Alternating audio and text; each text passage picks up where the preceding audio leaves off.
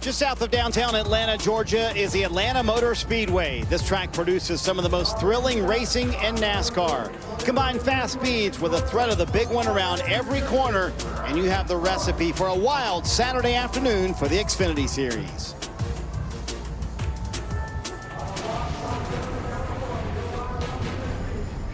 Welcome to Countdown to Green as the Xfinity Series rolls into Atlanta for one of the most unpredictable races of the year. High speeds, high risk, high reward, and a lot on the line with just 3 races left in the regular season. So Dale Jarrett, why has Atlanta become such a wild card event? Well, it brings more drivers into the mix that have an opportunity to win, just like we see at Daytona and Talladega. But this is on a 1.5-mile racetrack where decisions have to be made quickly if you're going to try to make that happen. So we have super speedway racing that has handling issues. But there's still more people with that opportunity to come in here and still win today. Hi, everyone, from the Peacock Pit Box. Along with the voice you heard, the Hall of Famer Dale Jarrett and Kyle Petty, I'm Marty Snyder. So, KP, to put it into context, Todd Gilliland said after the Cup Series race in the spring, quoting here, "I've never had so much fun and been so worried for my life all at the same time." So that's how he described it. How would you describe the racing at the New Atlanta? Okay, I looked it up. Controlled chaos. And the definition is something that looks out of control but functions according to unseen rules or organization. So that describes exactly what Todd says. It's a lot of fun sometimes, but you have to fear for your life because you're right on the edge the whole time. And all of this with 3 races left in the regular season, DJ, at very, very different racetracks. Now, the Cup Series closed out their regular season the last 2 weeks with 2 brand new winners and 2 new playoff participants. Could that happen in the Xfinity Series? And is this a track today where anyone could win? This is the track. It sets up well for that to happen once again. Not going to be surprised at all to see that happen here today. I think there's a couple of drivers. I could name all 5 or 6, but let's just take Brandon Jones loves this. You know, he's an aggressive racer anyway, and whenever we've seen him in this type situation, he finds his way to the front. And he is a driver that must win if he's going to be a part of the playoffs.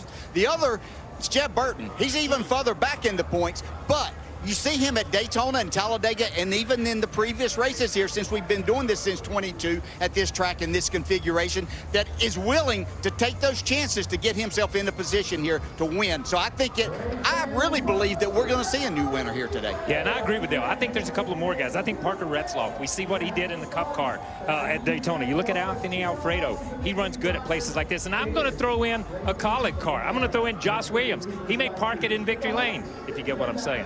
Austin Hill will certainly be the favorite today as well. You know, with all the uncertainty, Kyle, there's one thing guaranteed in the Xfinity Series. There's going to be a change at the playoff cut line every week because the last couple of weeks that has swapped every time. Every week. You go back to Darlington. Ryan Sieg was plus 15 going into Darlington, minus 10 going into Atlanta here. We go into Darlington, Sammy Smith is minus 15. Now he's plus 10. It's musical chairs. When the music stops, one of those guys is going to be above and one below. Unless Dale and I are correct and we see a new winner today. Yeah, and that music stops in 3 weeks. We talked about Austin Hill being the favorite. The Georgia native has been very tough to beat here at Atlanta Motor Speedway.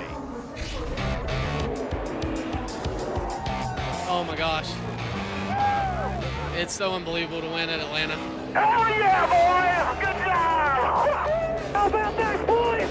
How about it? They can't stop it! Yeah, we are good at this. You're the man, baby.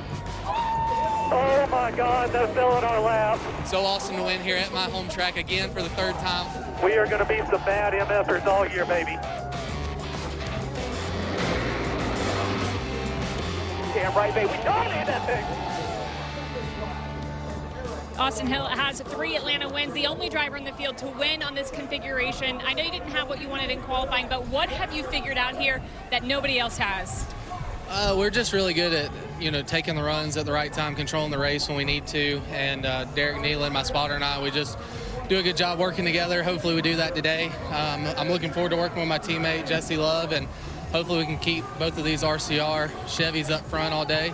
A lot of people here for Bennett. It's their 50th anniversary weekend, so looking forward to it. Austin Hill mentioning his teammate Jesse Love. Dave, I think you've got that driver. I do indeed, and in the February race, it was Jesse Love, the rookie, on pole and dominating the race from the front of the pack. Today, on pole, Jesse Love, now that you're so much older into the season, do you have things that you can bring to this Atlanta race that might help you get to victory lane today? Yeah, I think so. Just I think a little bit more maturity on the whole aspect of managing an overtime restart and saving some fuel and maybe losing some track position to save some fuel at the end, right? I think that's going to be really important today, and you're going to have to do that. So, going to try to be a little bit smarter about it today. Keep our bow tie brigade up front. Got to have Samsara colors, the glasses matching the suit, and looking forward to hopefully leading a trainer on the top here to start, and then obviously taking the gloves off at the end. All right, good luck this afternoon, Marty. Drivers coming back for a second time. Always good when you're a rookie. You know, Dave, as Jeff Burton would say, RCR has been hard to guard at these drafting tracks. But, Kyle, let's take stock of the 21 team and kind of where they are. I think a lot of people consider them a championship favorite. But how would you evaluate that team right now? Well, I think they talk the talk. Now they got to walk the walk, because we're at the championship time. We're at that time where they've got to pick up their game. And I think this is a race that they need to send a message to the rest of the field. Hey, the championship is ours. You got to come through us to get it. They need to do that today. So if Hill's the favorite, DJ, who's his biggest threat? Yeah, make no mistake, he is the favorite. He can do things without help where others have to have help. But Jesse Love was getting the job done here. I like the way he drives. He won at Talladega also, so he enjoys this style of racing. I think that's Austin Hill's biggest threat right out of his own organization. Yeah, and I look at Justin Allgaier. You go to Justin Allgaier, my man Justin Allgaier has more experience in this race than Jesse Love, than Austin Hill, than all these other guys. I mean, he's just been here. He's done it. He's seen it. He's walked the walk. He's been through every bit of this. So he's a guy that can come into this race and take control of this championship and take control of this race all at the same time. And I think that is a huge moment for him going into the playoffs. And won the last drafting race at Daytona as well. Another candidate might be Cole Custer, coming off a strong second place at Darlington. Custer is with Dave Burns. Well, Marty, in the chaos that was February, Cole was one of those Fords that ran out of fuel and finished 18th. I don't think it really depicted how good your car was, but how much better do you think it can be today based on qualifying? I think we're looking forward to it. I feel like this is the best car we've had here in Atlanta, qualifying third. So JT and the guys and everybody at the shop did a great job at SHR, and excited to have Autodesk on the car. It's always fun having them at the racetrack and Ford, but this is a crazy race. I mean, you definitely want the track position, and we have that starting out, so hopefully we can just stay up there and have a good handling car too, because it's going to be a little bit dusty and have the track work in to start. Crazy may be the word of the day. Another near win last weekend for Sheldon Creed. How do you reset, refocus on what you need to do here today, still looking for that first series victory? I mean, I just try to treat each week like it's happened so many times now. So, yeah, just try to bounce back Monday and do all the same things, work hard, and, yeah, I don't know, have a good looking CW GR Super this week. So, yeah, just excited to be racing. I wish we raced more, honestly. Just excited to be in the car again. Speedway racing this week, a little different. Got a lot of speed in it, qualified fifth, so probably going to try to fight for some track position early and, yeah, see how the day goes. 5 straight finishes of 8th or better for Sheldon on super speedways. Marty? Sheldon mentioned it, Kim. CW, Friday, September 20th, the NASCAR Xfinity Series comes to the CW. It all starts at Bristol, where Dale Earnhardt Jr. will join the field in the final race of the regular season. NASCAR Xfinity Series racing from Bristol, Friday, September 20th at 7 p.m. Eastern, only on the CW. How about that paint scheme, the CW paint scheme on Sheldon's car It looks this weekend, good. Kyle? Looks a little Halloweenish. I'll give it a little bit of that. So that's exciting, but at the same time, welcome to NASCAR CW. That CW and NASCAR together looks great. DJ, you had some very pointed comments in defense of Sheldon Creed last week after Darlington. He's still missing the win, but what should his mindset be coming into the playoffs? Well, hopefully, maybe somebody told him what I said, that stay off social media and just do his job. But I think his mindset is, hey, I'm finishing second a lot. I'm running up front. I'm putting myself in position. We have everything in place except for that checkered flag. He is doing everything. Look, if he went into the playoffs and finished second in half the races there, he's probably going to come out the champion or be right there at it, racing for a championship. So just continue to do what you're doing and focus on making the right decisions each time at the end of the race. Well, it's always busy here in Atlanta. In fact, Hartsfield International Airport, the busiest airport in the world, Kyle. Over 100 million passengers every year. Often the traffic in downtown reflects that. Usher, Ludacris, and Jason Aldean all call Atlanta home. And now for 64 years, there's been NASCAR racing right here at the Atlanta Motor Speedway. Fans, download the official app of NASCAR. Follow the action with free live scoring, in-car cameras, and radio broadcast. You can also upgrade to premium for full access to driver audio channels and an ad-free experience. Search NASCAR in your app store and start a free trial today. Holy 2 weeks in a row, Baylor. I think him just not having his head screwed on right. How about that 100K winner? Come on, baby! Yeah! You were as fast as Xfinity Internet today, that's for sure. Two guys going for the same real estate come together. No matter what comment I say, it'll be wrong, so I plead the fifth. Great job, everyone. That is awesome. Woo!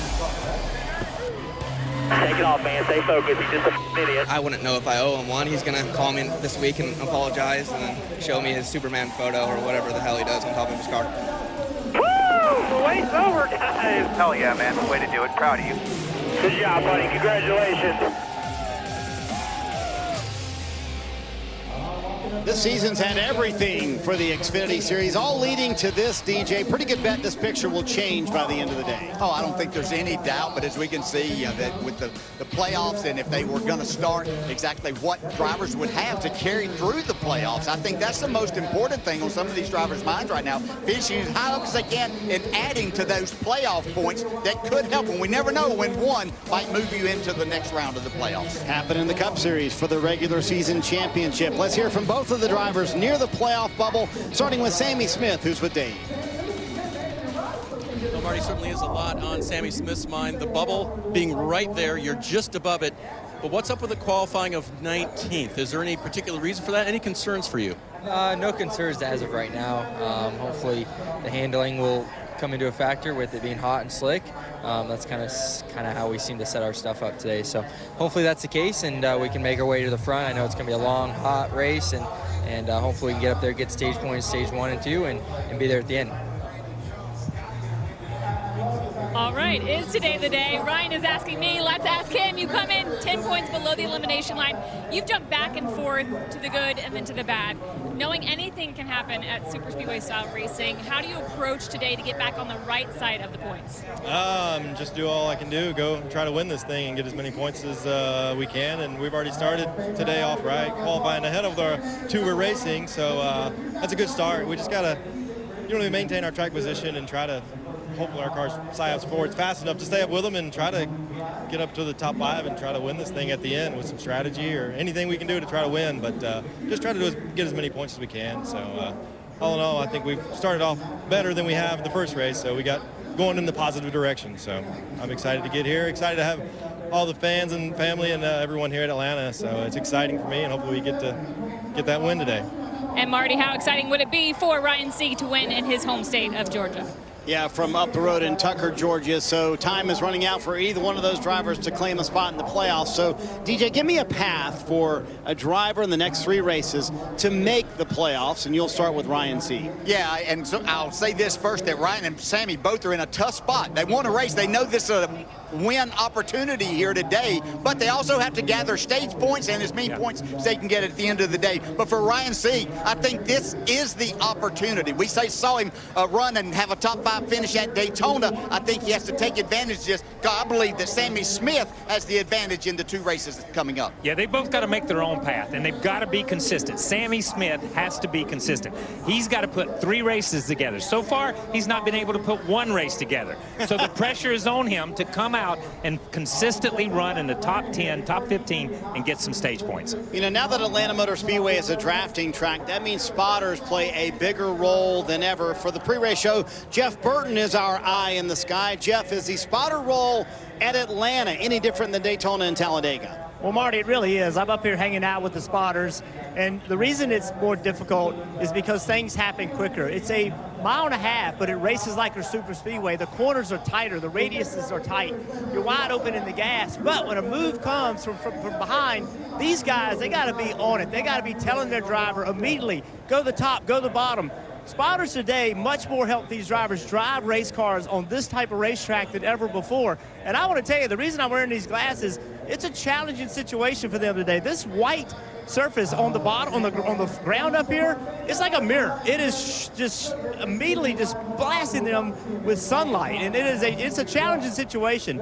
And look, I'm an indoor guy, Marty. I'm a guy in the booth. It's hot out here today. I am surprised how warm it is, and that is going to make the cars not drive well. Yeah, it certainly is warm, and that's almost like snow skiing, Kyle, right? When that snow really reflects the sunshine. So, you know, if you count Indy, Michigan, and Daytona, today will mark the 4th drafting race in the last 5 for the Xfinity Series. Can the drivers in the field today kind of pick up anything from those other races? Yes, I think so. Drafting is an art. Drafting is something you learn. Drafting is muscle memory. Drafting is the more reps you get, the more you're able to transfer it. So I think every racetrack that you run during the year leads to these races towards the end of the year where you should have it perfected by now. So having said that, DJ, it's a very large sample set from which to take, but what organization has stood out to you over those 4 drafting races? You know, Joe Gibbs Racing over the years has been able to go and win pretty much anywhere, but the one thing that they have been hurt at is racing at Daytona and the speeds at Michigan. They have been much better these last 2 races that are somewhat like what this racing will be here this afternoon. So they've been really impressive. A lot more speed for them, giving their drivers chances to make those moves they need to. And I think the Kaulig organization has stood out to me in recent weeks. I look at Kaulig and I say, okay, finally they decided to show back up. They built their reputation on speedway races. That's where we first noticed them. Running up front at Daytona, running up front at Talladega. We talk about them on the road courses, but this is a place. AJ finished 3rd at Daytona. This is a place they can win. Coming up, we'll try to narrow in on when the chaos will happen at Atlanta today. At least we'll give our best guess. Plus, pre-race ceremonies are coming up next here in the ATL. Atlanta Motor Speedway, one of the most unpredictable races of the year, comes with 3 races to go in the regular season for the NASCAR Xfinity Series. Plenty of speed, chaos, and unpredictability on tap this afternoon. DJ, that chaos often happens in stage 1. Why is that? Lack of practice. These drivers, a lot of young drivers in this. They're wanting to go. They know this is an opportunity. They really don't know what their car is going to do when they get out there around other cars, but they're still trying to make it go. That's such a great point, man. They don't know what they have, but they've got to make something happen with what they have. And that is the reason that so much chaos happens in the first segment. So Kyle, then, can you take it easy and ride in the back and wait until stage 3 to go? A few guys can. But they're not going to be in the race, so it doesn't make any difference. But Ryan Sieg, Sammy Smith, they've got to be cautiously aggressive. They've got to protect themselves, but grab every opportunity that comes their way. At some point in time, you have to know exactly what your car is going to do and where you need to be as this race winds down. Big day for a lot of drivers who cannot afford to take it easy. They have to play it very aggressive here at Atlanta today. Time for today's pre-race ceremonies. Please rise as you are able, remove your hats, and veterans render a hand salute as the United States Special Operations Command Joint Service Color Guard presents our nation's colors. Here to offer today's invocation, please welcome from Go Church in Sharpsburg, Georgia, Pastor Chad Whittle. Let us pray. Father God, we thank you so much for this beautiful day. We thank you for life. We just thank you that we get to get up this morning. God, I pray for the families that were impacted by the tragic events that took place this past week, Father. We just pray your provision over them, protection, encourage. Pray that you would navigate them through this difficult time, and that they would have peace. Father, we thank you for the brave men and women who serve our country. We couldn't do this without them, Father. And God, I just pray for the race drivers that are racing here this afternoon, that you would have your hand upon them and protect them. Protect us as we go about our way home today. And we love you and praise you in Jesus' name. Amen. Here to perform our national anthem, please welcome from Henry County Fire Rescue Department, Lieutenant Rodney Brooks. Oh, say, can you see by the dawn's early light what so proudly we hailed at the twilight's last gleaming, whose broad stripes and bright stars through the perilous fight o'er the ramparts we watched were so gallantly streaming, and the rocket's red glare, the bombs bursting in air,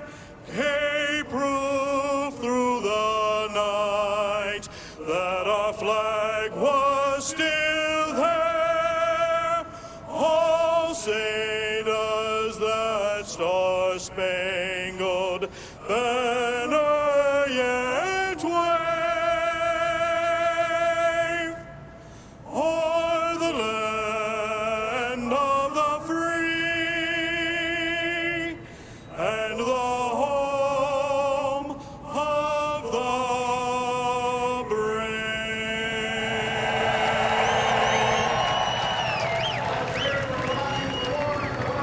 Just a beautiful day here in Atlanta. Green flag for the Xfinity Series is moments away. We'll get the engines fired here at Atlanta Motor Speedway next.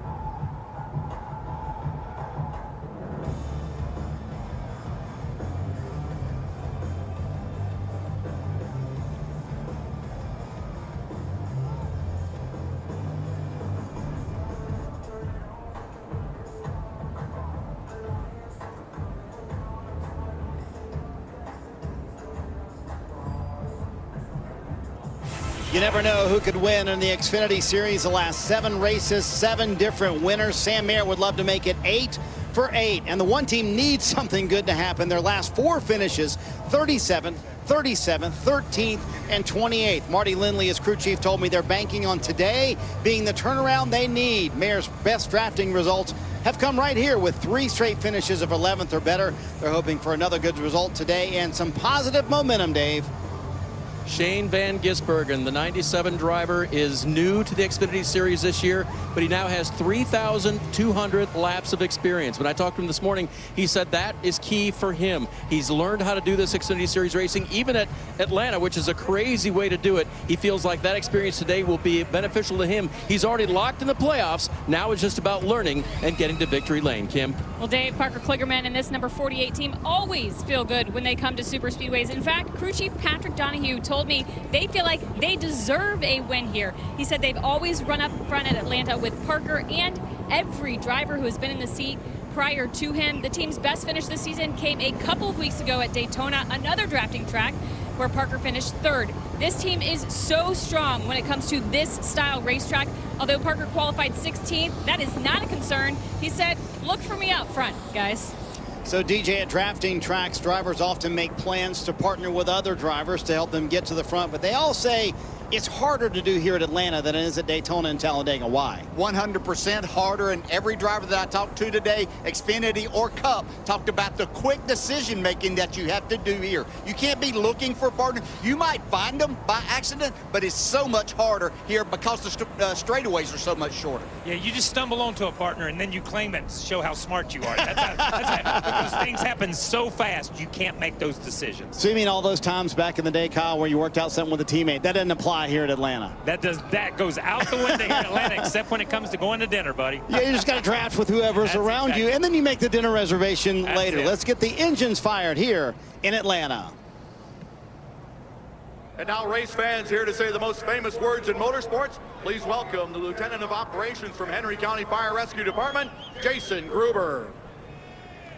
Ladies and gentlemen, on behalf of Focused Health, Atlanta Motor Speedway, and Henry County Fire, thank you. Now it's time. Gentlemen, start your engines! Crank. Okay, Cole.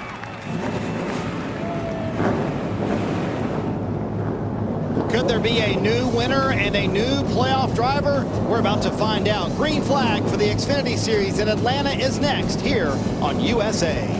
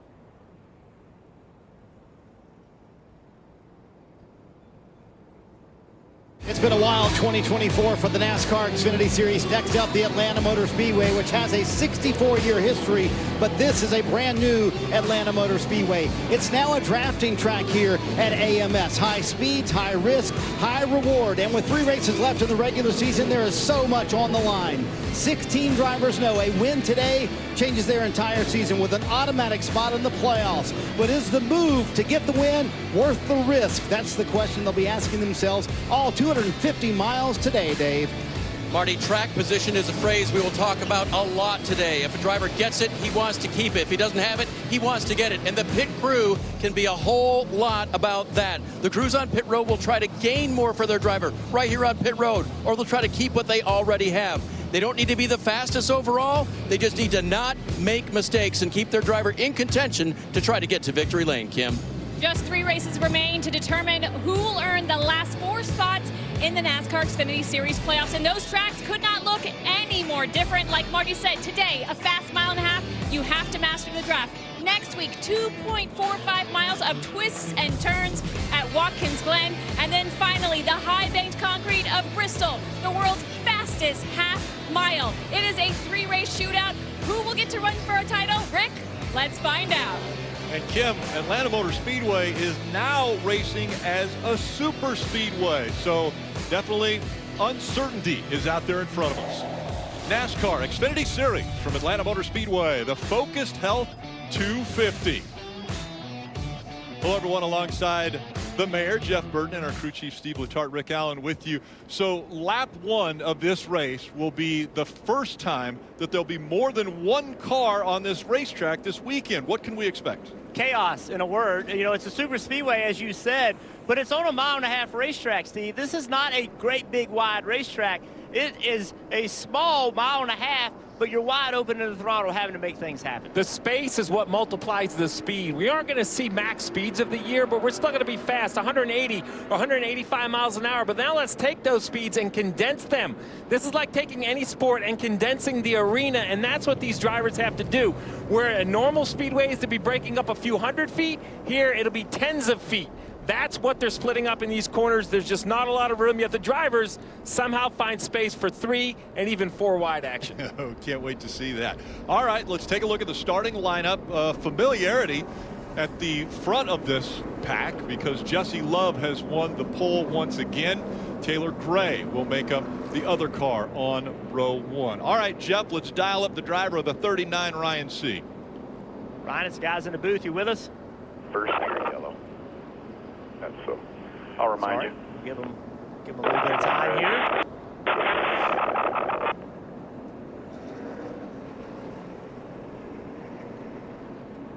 Hey, Ryan, it's the guys up in the booth. You got us? Yep, got y'all. All right, this is a hometown race for you, but also a lot on the line, trailing Sammy Smith by a few points. Can you make it happen today? If you can, how are you going to do it? I think we can make it happen. Just got to pick the right lanes, and hopefully there's some 2 wide racing, not like we saw it in the spring. And we'll get racing and try to get as many stage points and try to find ourselves with some track position and try to win this thing for SciAps and Ford and in front of the hometown crowd. So we're going to put on a good show, make it exciting. Hopefully we can get some 2 wide racing going here in Atlanta. And we talk about super speedway racing, but this is on a much smaller track. How intense does that make it when it does get 2 and 3 wide? Super intense here. They're a handful to try to run 2 wide here. It's going to be a handful, but I'm up for the challenge and ready to do it and get after it today. Thank you. Good luck. Love being able to chat with a driver right before he takes the green flag. For a few more stories before that green flag comes out, let's go to Marty. Rick, when A.J. Allmendinger has been full-time in the Xfinity Series, he normally has a few wins in the bank by this time of the season. This year, they don't have that. In fact, he has 0 playoff points. But the Dinger told me he's not going to force things to get playoff points over the next 3 weeks. His focus, just keep developing the newfound pace they have at Colleague over the last few weeks. But considering how good they were at Daytona a few weeks ago, you can expect the 16 to be very aggressive coming from the back of the pack today, Dave. A lot of eyes will be on the 7 of Justin Allgaier. He's won here at Atlanta before, but on the old configuration. So how risky will he be? He is the regular season leader by just 28 points over Cole Custer with 3 races remaining. Does he jeopardize that to go for more? He needs bonus points for the playoffs. Will he go for that? Starting 10th today, Allgaier will have some decisions to make, Kim. Well, although Chandler Smith already has 2 wins this season and is locked into the playoffs, this team is desperate to find some consistency as they prepare for a title run. Crew Chief Jeff Mendering admitted the team had been in a little bit of a funk most of the summer and hasn't had the finishes they feel like they deserve. He told me they need to build confidence back into the team before the playoffs start, and the best way to do that, well, is to win. He finished second in the race here earlier this year and second a couple of weeks at Daytona. We'll see if today is the day for the 81. Thanks, Kim. Marty just mentioned A.J. Allmendinger doesn't have any playoff points up to this point in the season. The regular season just 3 races away from being concluded. You take a look at the playoff standings. Allgaier has been dominant when it comes to grabbing playoff points. He has won 13 stages already in 2 races. That's how he got to his 23 points. Let's listen in to the 8 radio. A little pep talk as they're just above the playoff line, cut line. All right, everybody. Thank y'all for the hard work this week. There's no doubt in my mind we're the most prepared team out here, most focused, most hungry. Let's be there at the end. Go kick some. Yep, 10-4. Thank you guys for all the hard work getting switched over to execute our plan we talked about throughout the week. Go have a good day. Execute the plan. You know, that's easier said than done. And, you know, I spent some time with the spotters on top of the roof before the race, and that's a really important role on this race. Is the spotter needs to understand that plan also so he can help the driver execute it, Dave. See Sammy Smith now coming off of pit road, having checked the speed of pit road with his team, including new crew chief Philip Bell. He was swapped over from the 9 car of Brandon Jones at Junior Motorsports this week. I asked Philip if he'd ever worked with Sammy before. He said, nope, this is the first time. And our goal is to put Sammy in the best position to make the playoffs and then to have a championship run. Remember, he starts just 10 points above the cut line with 3 to go, Marty. Well, Dave, for the other side of that, yes, a complete swap of teams between the 8 and the 9 at Junior Motorsports, except for the spotter. Josh Williams is still the spotter for Brandon Jones. He told me I wanted to make sure that I kept that relationship, especially here at Atlanta. But a complete team swap. Remember, next year, Brandon Jones, it was announced this week, officially moving on to Joe Gibbs Racing, Kim. Well, there's always so much talk when it comes to super speedways about Austin Hill. But if we look the last 5 races at Atlanta, who has earned the second most points to Hill? Well, that would be Riley Herbst. His team's so confident about his abilities here at this style racetrack. In fact, when I talked to crew chief Davin Restivo, he didn't hesitate. He said Riley is one of the best in the garage when it comes to this style of racing. This team just has to get consistent over the next 3 weeks before the playoffs start. Their goal, a top 5 run, but what would be better? A win to earn those 5 extra bonus points into the playoffs. And momentum is another thing that winning here at Atlanta or Watkins Glen or Bristol gives you as you get ready to start the playoffs. Steve, let's talk about the numbers here in this race. Well, we've talked a lot about the style of racing, but the race itself, 40 lap stage 1, 40 lap stage 2. That final stage, 83 laps, fuel window 75 to 80. In the spring, it was all about saving enough gas to make that final stage without a pit stop. I assume we will see the same thing today. 7 of Justin Allgaier. We just talked about him being at the top of the list as far as playoff standings. He's also at the top of the list as far as regular season points. Let's listen into his radio and hear his pep talk. It's been a lot. I know this style of racing requires a lot of effort, a lot of work. We got a hot rod, so let's go have ourselves a good day on pit road, and we'll get back what we lost last week, and we're going to go forward. And I appreciate you guys. He calls it the Mayo Missile, so we'll see. It's sticking with me. That's a good nickname. I like it. I like it. Hellman's on the side for Allgaier. I think he started his playoff beard a little bit early, too. Looks to be growing that out to get started for the 2024 season. So many times we hear the words, this is anybody's race. Anybody can win here. But I think KP put it best. Drafting is an art. And obviously, Austin Hill is very good at it. Who challenges Austin Hill today? I think his biggest challenge is the car right in front of him. You're looking on board with Austin Hill, that Bennett transportation camera. I think his teammate, the 2 of Jesse Love, dominant in the spring. Great car so far this weekend. A couple yellow stripes on the bumpers of those cars making up row number 1. That indicates rookie status. Jesse Love. Gray. Ready. Green flags in the air. We're racing in Atlanta.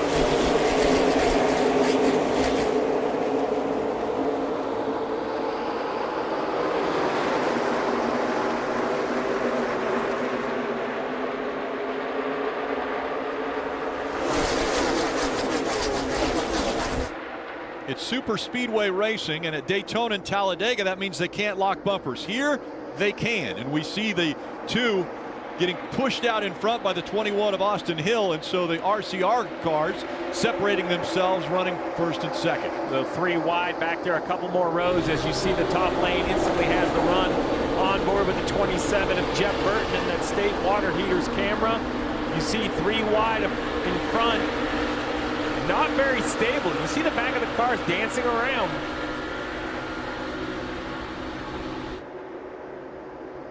There's more 3 wide as we see Sammy Smith in the 8 making the move on the outside of Anthony Alfredo in that 5. A little more organization on the top. See the 15, Wallace Allen.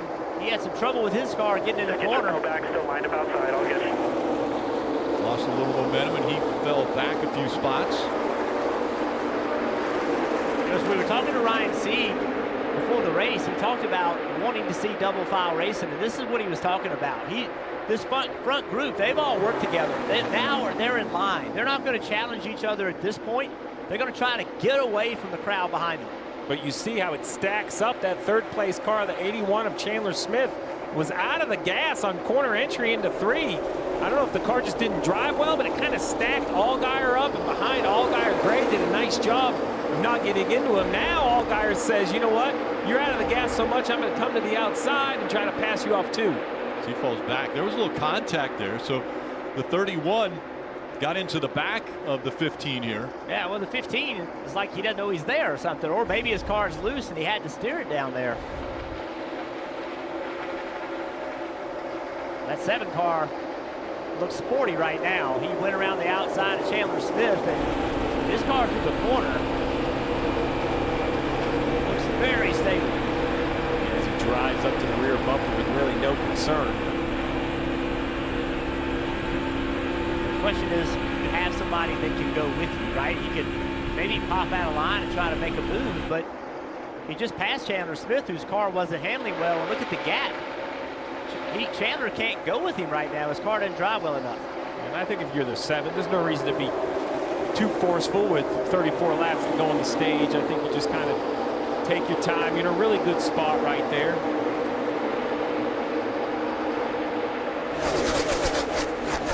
Having 2 teammates, RCR teammates in Love and Hill out in front, really kind of dictating this race. As a competitor, what can Allgaier do?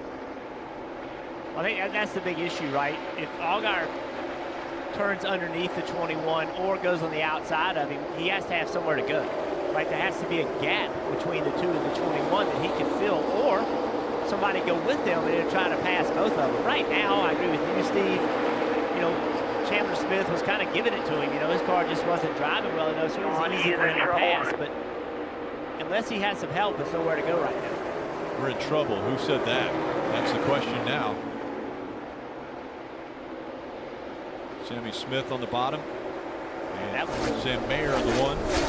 Allgaier talking about Austin Hill, saying Austin Hill is in trouble, and I suspect that he's looking at his car. He can see it moving around. He can see he's not stable. His car is not driving well. I got to get a little clean air here. Plus 30. Oh, I think he's talking about water temperature, plus 30 clean air. So, you know, which is a little concerning because I know he's in traffic, but he's single file, so it should be seeing quite a bit of air already. The pressure relief valve on these, they can set them at their own level, Steve? So basically the surge tanks, the amount of water each car holds is required to be inspected by NASCAR. How much pressure you plan on running is a set number, but all of these cars can push water, so you have a temperature limit that you're looking for. Just like your radiator cap on your car at home, you can only get it so hot. Finally, it'll let the pressure open before the radiator slams shut. The 7 car is way faster than the 21. He could easily pull up next to him. He just doesn't know that he has the help. If he pulls up next to him, can he side draft him and pull him back and create a spot for himself? Well, the problem is if everybody recognizes that 7 car is fast, nobody's going to go with him. You know, they can stay on the outside of him, and then he can go all the way in the back of this line. So he just doesn't trust the people behind him to make that move right now. And now there's multiple packs around this racetrack. It's not a half a lap that separates them, but it's pretty close from front to back. And problems with the 39. Ryan Sieg slow on the front stretch. Yeah, I don't see any damage. What do you got? Car wire came off inside the car. Talking about electrical wire off inside the car, so obviously something he feels he can see from the dash where he can see the issue. Was running 7th. Try to cycle if you can. And look how Ryan Sieg has now fallen below the top 12 positions. He's 30 points back. And with no power just off the exit of turn 2, I'd be shocked if this doesn't bring out a yellow. He's not going to make it all the way back around. There's an access road through 3 and 4, but he's not even going to get to that. Anthony Alfredo's on pit road in 5. He has a flat tire. I think there was some wall contact with the right side of the 5. That's disappointing for the 5 because the caution come out.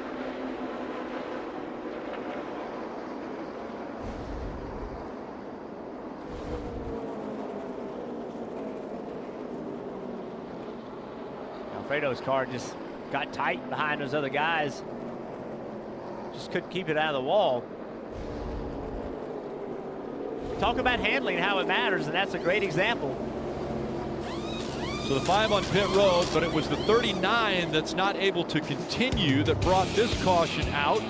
So hometown Ryan Sieg struggling in the 39 early here at Atlanta.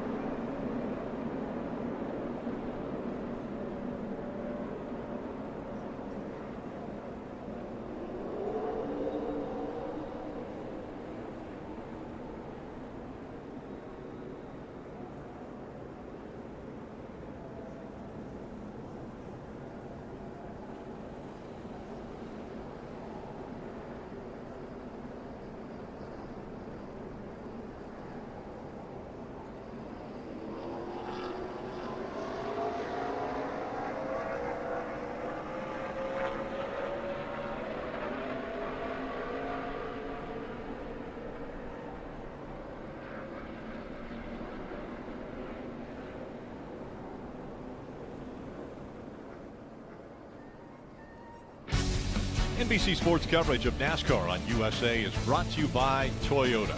Let's go places. And by Credit One Bank, NASCAR American Express Card. 8 is now on pit road. Dave. And Sammy Smith coming to pit road here. He'll take on 2 right side Goodyear tires and take on 2 more. We'll see if we can find out exactly why the 8 came down this early, Marty. Yeah, a lot of cars deciding to come down here with 26 to go in stage 1, including A.J. Allmendinger, who said it was, quote, miserable coming from the back. He made it up to 22nd for A.J. He said he thinks tires are actually going to matter a little bit more. Stevie said the track is a lot slicker than he remembers it being in February. Well, the other thing from here is I don't think you need to pit at the end of the stage, and you can run all the way to the end of stage 2 if you'd like. So you could try to work some strategy and try to rotate to the front.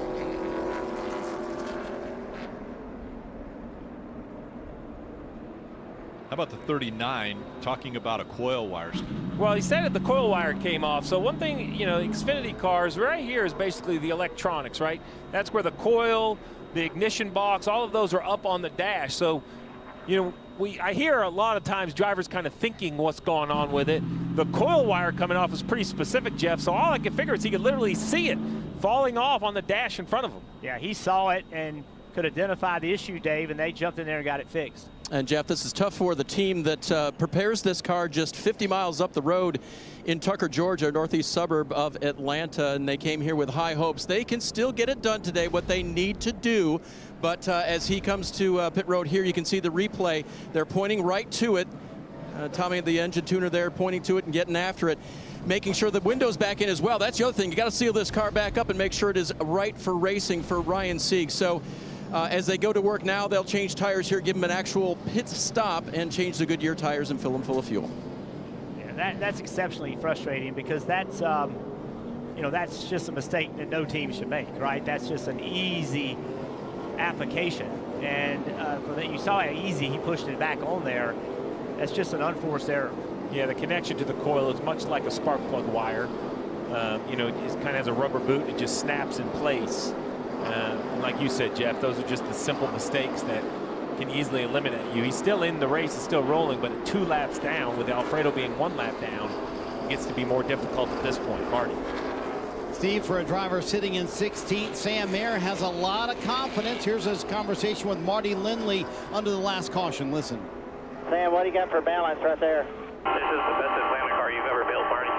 Perfect. Copy that. The best car you've ever built. Hey, Steve, I know it's stage 1, right? But when your driver's saying that early in the race, it's got to make you feel pretty good. I've never heard a car described as perfect. I didn't know that was possible. That just shows that the young driver, Sam Mayer, hasn't found all the things to pick it apart. You've never called a car perfect, have you, Jeff? That was a major mistake. You don't ever do that. You know, the crew chief will never let him live that down. Your New Hampshire car was probably perfect, wasn't it? It was way a lot of things could have been better. So what you're saying then is the driver had a lot to do with that thing. No, making it. Saying that it's never good enough. Never good enough. That's right. Never good enough.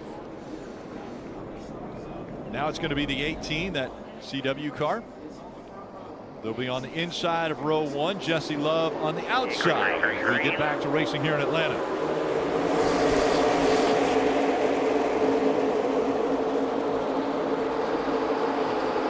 Cole Custer trying to push Silver Creed in front of Jesse Love. But it's Austin Hill who has the best shove now, and Jesse is going to be out front again, and the 7 is working with those 2 cars. So a 3-car line able to push right past the 18, and Sheldon Creed will fall into that 4th spot. Pretty interesting. The top 4 cars all chose the outside lane to try to get that outside lane going. That did not work out well for Chandler Smith. 2 to 3 cars got in between he and Allgaier. Now that high line working, low line looked like Parker Kligerman was trying to lead that lower line. Doesn't look like he's got a lot of help behind him. Shane Van Gisbergen in the 97, trying to get to his back bumper. Yeah, so watch what happens right here. The 48 on the bottom of the racetrack. They just are so much faster on the straights. Now when they get to the corner, he's running the shorter way around. He breaks even, gains a little bit on corner exit, but then down the straightaway, here they go. And looks like Dawson Cram in the 74 has an issue. I don't know what's making it laid down. All the shifts were fine, but got off into 1 and 2 at stutter. Sounds like an engine issue for the 74. We'll see if he can make it back around. Middle of the backstretch right here is the field. He's in the middle of 1 and 2. Once again, organized the top 12 to 15 cars, single file, right around the top. I think some of this is patience, some of this is teammates at the front. Remember in qualifying earlier today, we saw 3 cars that broke the 32-second mark in qualifying, and now everyone is running mid-31-second laps as they work together around this mile-and-a-half track.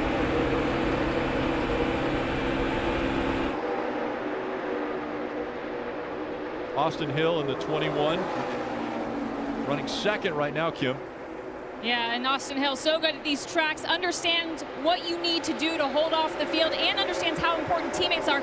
Here was his plan for he and Jesse Love after that first run. Take a listen. Do you want me to see if I can have Brandon have Jesse run a little bit higher so that way you can poke that headlight out to the left, and that way you know that you're still safe enough to where they can't poke to your outside? Does that make sense? Yeah, I think it would help. It makes it a little tougher when he's running the middle.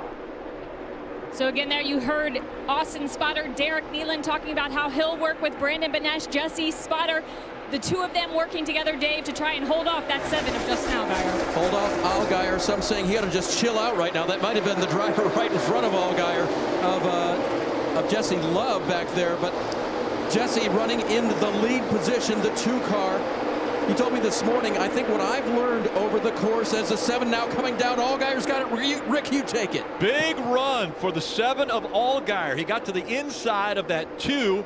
We've seen him be very strong running behind the 21. Can he complete the pass on his own? That's the problem. See, he did not clear Jesse Love. Now, Austin Hill's going to try to fill this hole. He gets there. How far back will the 7 car go? Will there be an opening? Will anyone go with the 7 of Allgaier? Right now, he's on an island. Well, I agree with what Jeff said. I think he has proven that he's one of the best cars. Just the pace of the 7 and the driving, how he's able to pull to the rear bumper of the car in front. So all of these cars want to eliminate him. As the 7 slides up right here, he's going to try to slide in line, unable to do it. This is impressive by the 7, though, continuing to battle. He's starting to create a gap. Oh, contact. Little contact there as the 7 has to go down the racetrack. Jesse Love came down as the 7 was trying to side draft, still trying to clear the 2 on his own. Everyone else is scratching their head because there's no way their car is going to do that. And they're just wondering how the 7 pulls it off. I think he's going to clear the 2 right here. Overdrive the entry and slide up in front of the 2. Just like that, clear for the lead. Side drafted the 2, and now Allgaier leading in Atlanta. And that's given some other drivers confidence. If Allgaier can make that move, then let's try to make it ourselves. It sounded like Jim Pullman mentioned something about patience. Allgaier out in front. Now maybe he can be patient. Well, it's way easier out front. Remember, he had that overheating issue early. They didn't come to pit road, so we haven't heard an update after the yellow. But they didn't pull tape. I don't think it's going to fix itself. Now leading, it should get more than enough air where the 7 can just be patient. A couple drivers using that lower line now after watching what Allgaier was able to do. And they're also seeing guys that cars aren't handling very well. You're seeing some, this 19 car, I've seen multiple times. He has been way out of the gas in the middle of the corner. And then watch this guy, watch this. Taylor Gray, Brandon Jones, the exit of turn 2. Taylor's having issues staying in the gas. He's having to lift right here. Brandon Jones right behind him. They did a good job working that out. Then right after that, Brandon Jones trying to get to the outside, gets him to the wall. The 7, the side draft getting really aggressive. The front stretch pretty undefined what straight is. Just a little bit of a bang on the doors. Just a little bit of a bang. Yeah, as long as you don't flatten the plus tire. miles an hour. Yeah. So Allgaier's out in front now of Jesse Love, Austin Hill, Sheldon Creed, and Cole Custer all in the top 5. Herbs Jones, Chandler Smith, Mayer, and Gray all a part of the top 10.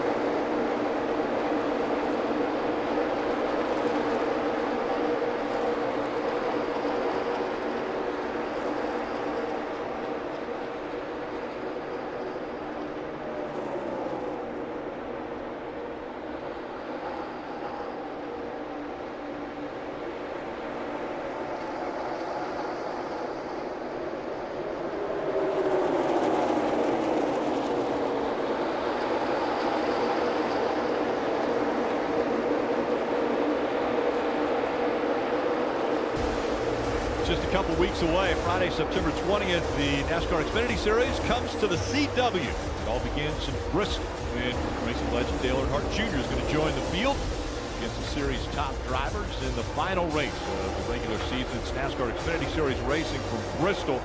Again, that's Friday, September 20th, 7 p.m. Eastern, 4 p.m. Pacific, only on the CW. Had enough speed to win that race last year. Sure did. Seen a lot of miscellaneous passes kind of one at a time inside the top 10, and a lot of conversation on the radios about water temperature. Warm day here in Atlanta. I can't tell if people are trying to pull out a line just to cool their cars or if they are trying to make moves. You can definitely pull to the bottom in the corner and get a run. The question is, what are you going to go with it? If you can't get back in line, sometimes it can be a net loss. You got to have a gap trying to fill. That car in the back of this picture, that 98 car, Riley Herbst, his car, he just passed 6 or 7 cars within the last 4 or 5 laps. Was able to just be in the throttle, just drove by him. His teammate Cole Custer pushed him down the back straightaway, gave him a lot of help, but his car is not driving well. It's like a checkbox where it's a drafting track, but you have to drive well enough to draft. And if you don't drive very well, if your car isn't handling well, you can't take advantage of the draft because you got to kind of get out of line and get the downforce.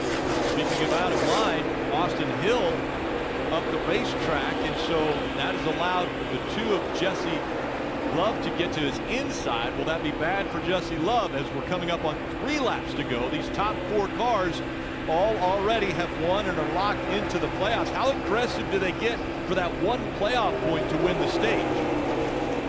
Riley Herbst's going to get behind the 21 and try to push him past the 2 car. Look how good the 7's driving now. He's easy keeping 1 or 2 car lengths back to second. Now this should be a run for the 21.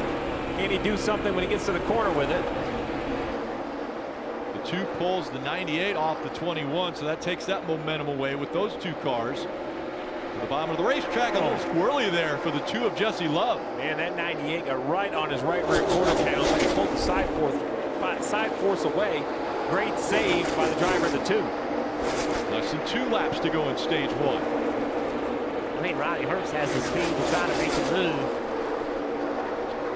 Can he get some help from Jesse Love?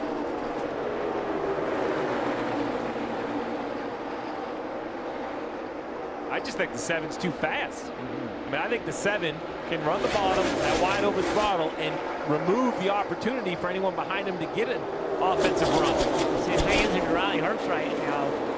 Now he's being challenged. That's going to take the energy away from that lane. Who is going to push who down the back straightaway? Wow, just like that, the 21, I thought the 7 couldn't be touched. 21 door to door. He's going to try to side draft him and pull him back into 3 and 4 for the final time of stage 1, and surging on the outside is that 7 of Allgaier. They're side by side as they come out of 4. A little contact made, and really almost a photo finish. Justin Allgaier grabs the stage 1 win, and Allgaier grabs his 14th stage win. That's the most ever. Yeah, thank you to the 98 right there. Gave me a little bit of a boost across the line. It's interesting because at a .01 gap, I'm sure NASCAR will double check the camera. That's almost within the margin of the transponder. Yeah, right there, that move, you know, Austin Hill just drove underneath the 7. I think that Allgaier got lucky to win this stage. I think on the last lap, you got to go to the bottom of the racetrack. You got to make him pass you on the outside. It did confirm that the 7 won, and the reason the 7 won is because of this push right here by Riley Herbst. Just that close, and remember, this is just stage 1. We still have 2 stages to go here in Atlanta.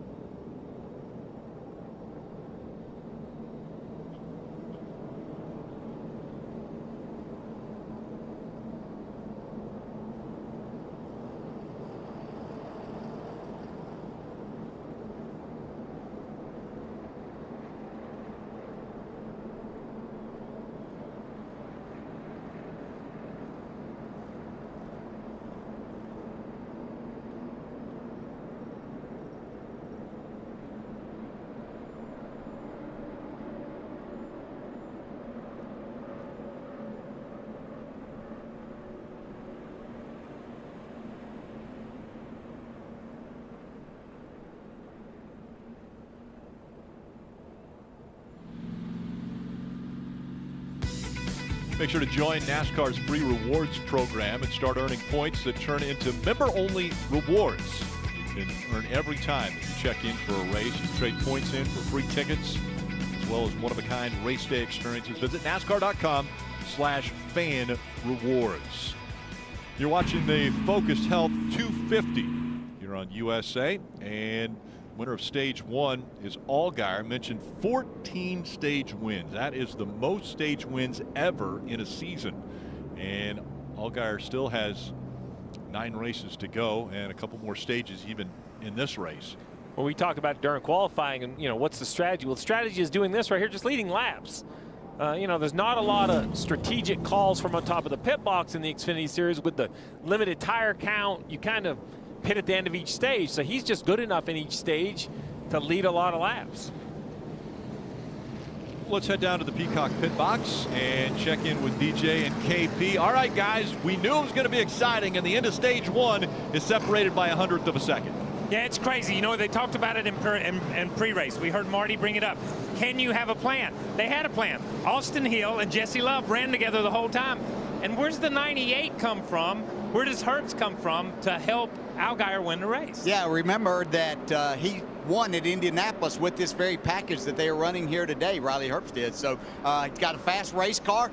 I know there's a race going on here, and we're going to cover this. But, guys, did you see, as these drivers started complaining about the handling of their cars in the motorhome lot, all the drivers went out from the Cup Series trying to find their crew chiefs to say, what the heck are we going to do tomorrow? There was a mass exodus of buses over there as we're seeing the field make their way onto pit road now. Pit road's open. Pretty interesting pit road here. You enter actually in turn 3, come all the way around on the apron. The reason they do that is because if you have to pit under green, the track is not wide enough to have green flag pit stops and not having to slow down in the middle of the corner and causing a wreck. And let's check in with Dave. It's now 24 playoff points for Justin Allgaier. Those are the ones that go through the first couple of rounds with a playoff driver.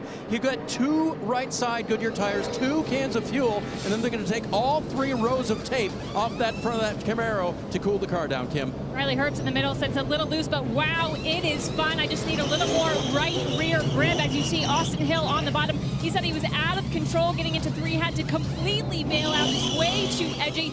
Can't make quick reactions like he wants and keep the car underneath him, as both of those cars getting 4 fresh Goodyear tires and Sunoco fuel, Marty. Quoting Sheldon Creed here, Cam, he said it's super sketchy, dirty in dirty air. It's bad, bad, bad. I have no trust in the rear tires. And then Sam McCauley, his crew chief, said, do you want 2 tires? He said, absolutely not. No way. I need 4 tires here for the end of that run. A fast 40 laps. Allgaier holds his position, but surprisingly, the 21 of Austin Hill drops a couple spots. That crew normally very strong on pit road. We expected it to be nose to tail and very tight, but 100th of a second separating the top 2 at the end of stage 1.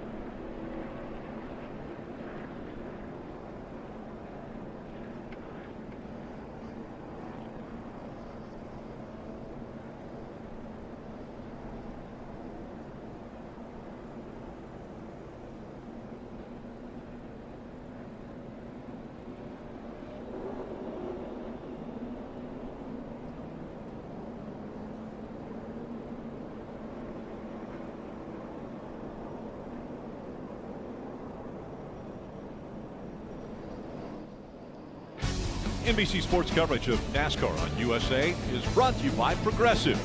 Save when you bundle motorcycle, RV, and boat insurance. Visit Progressive.com. And by Toyota. Let's go places. Looking at downtown Atlanta. Bustling area there. We're just a bit south of that. Here at Atlanta Motor Speedway as we're getting ready for the start of stage 2. As you see Allgaier trying to pass the pace car here. Can't do that. Dave. Rick, let's hear what they were talking about under caution. It also keeps you some clean air, give it cooled back down. We got 3 rows of tape off of it, so it should be back to where we need to be. Sorry we missed that. All is good, my friend. I think you stay aggressive, buddy. We got stage 1. Let's go get stage 2. Copy that. Crew Chief Jim Pullman encouraging his driver, Justin Allgaier, go get stage 2. Do you guys like that aggressive strategy for the 7? Well, they only took 2 tires under the caution, not 4. So that was an aggressive side. We'll see how it works because Allmendinger, Sammy Smith, a couple cars stayed out on older tires. And much like earlier, Jeff, you know, they all chose the top, right? So that gave Allgaier the ability to pull all the way to the inside row 1, even though I think he was basically the 3rd car in line.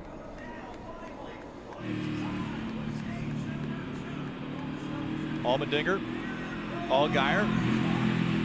They're up there on that front row. Allmendinger in the 16, on the high side, and the campers in RV. And Allgaier in that Mayo missile. Green flag comes back out, and a little bit of help for Allgaier from the 9 of Brandon Jones. We'll see if that'll push him out in front of the 16. Yeah, Sammy Smith in that 8's also pushing that outside lane. And that outside lane we've seen is the better lane later in the runs. Cole Custer now making it 3 wide. It's going to take a lot of energy out of the inside. Sheldon Creed in the 18 trying to get to that back bumper of the 00, but now 3 cars pulling away. As you mentioned, Sammy Smith in the 8 trying to get back to the back bumper of the 16, can't do it, and now the 7 will fall back and will be fighting for 3rd with Cole Custer. And the 9, the bright yellow car in the middle lane.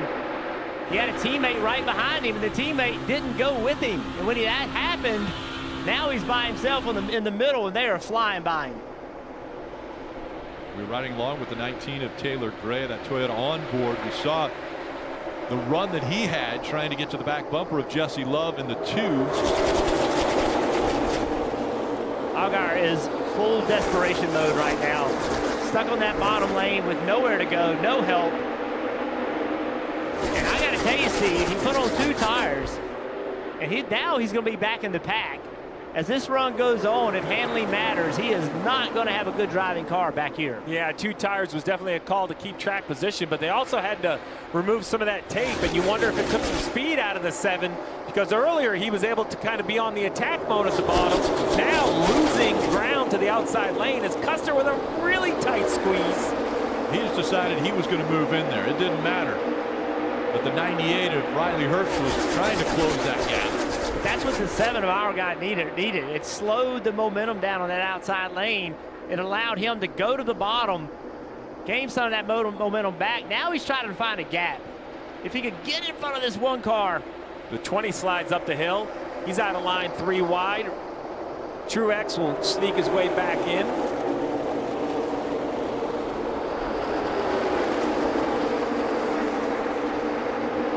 Top 6 cars all in line.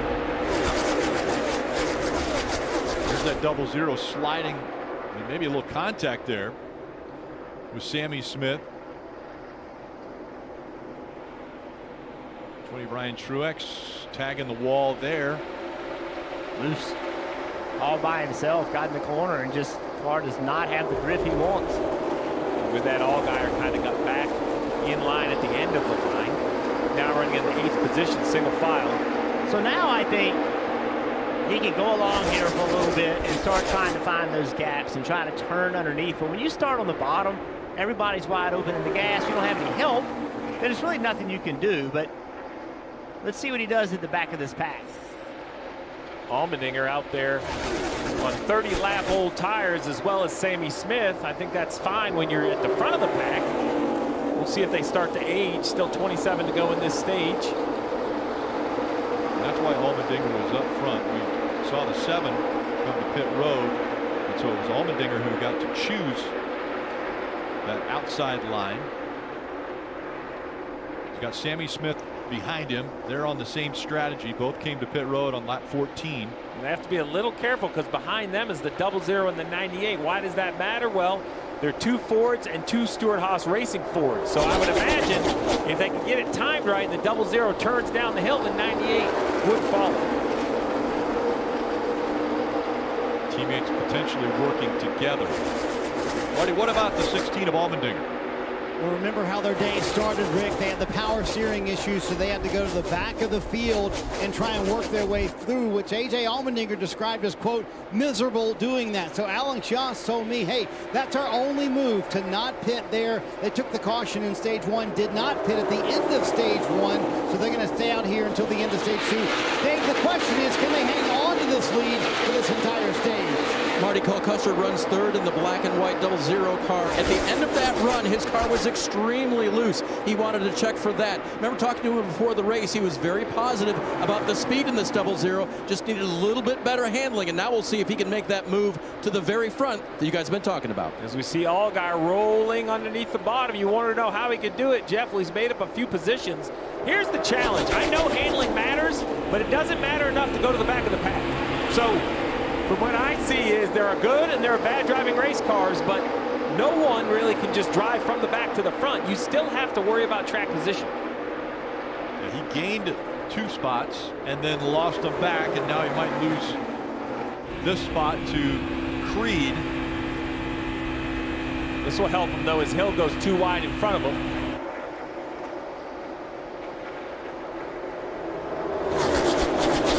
Allgaier continuing to peek to the inside.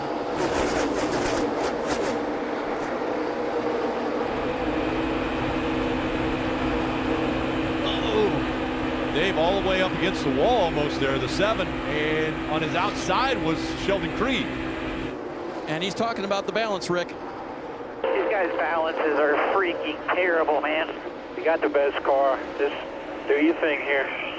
Copy. I think he might have been talking about the other guy's balance, actually, the 7 driver.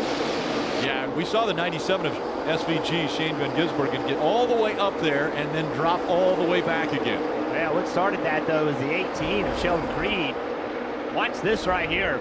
He comes off turn 2, and he is all the way out of the gas, sideways. Allgaier basically made it too wide to miss the wreck. I mean, that's what that was. That's why we were talking about it. I saw it happening, and I thought they were getting ready to wreck. But they were. Then they untangled themselves. Yes, thank goodness. But now as the handling's starting to go away, Steve, now you're starting to see gaps between cars, right? And now is a time that the 7 car drives well. He can take get forward momentum down the straightaway, turn left in the corner, move up and fill that gap. Top 5 cars right there on screen as Allmendinger leading this group. The visuals are shocking here because down the straightaways, the speed doesn't really shock me. Right? It looks like Atlanta that I've been coming to for 30 years. Perhaps I might even say a little slower than Atlanta at the end of the straightaway. Then they get to the corner and they don't slow down. And that's when it just doesn't look right. Looking out the window, when they turn down into turn 3 and run the middle of the racetrack, single file, they look like they pick up speed. Reminds me of a cup race in the late 90s at Daytona. You know, in the summer race where you had to lift. Handling really mattered. We just saw Allgaier at the back of the line. He just hung a right on Jesse Love, went right around him. He's able to stay in the gas longer than everybody else. And this one's going quick. Only 19 laps remaining in stage 2. A.J. Allmendinger campers in RV car. Loves the spot he's in, but this 7 car, can he clear both of them? He does. Oh, no, I thought he had him cleared. He didn't. Wasn't able to slide up in front of Riley Herbst, and so he'll fall back once again. But he keeps making the run, trying that inside line. That's on 2 tires also. That's really impressive. Momentum now behind the 98. We'll see if he checks up and goes to to the inside. Allmendinger out in front. He's already led 19 laps here in Atlanta.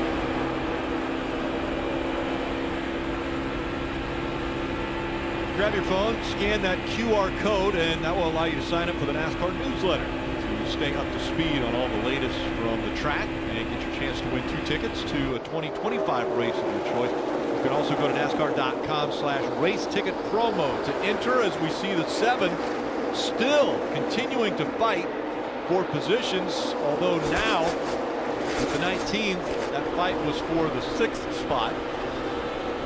Taylor Gray, Toyota on board, looking ahead at that Hellman's number 7.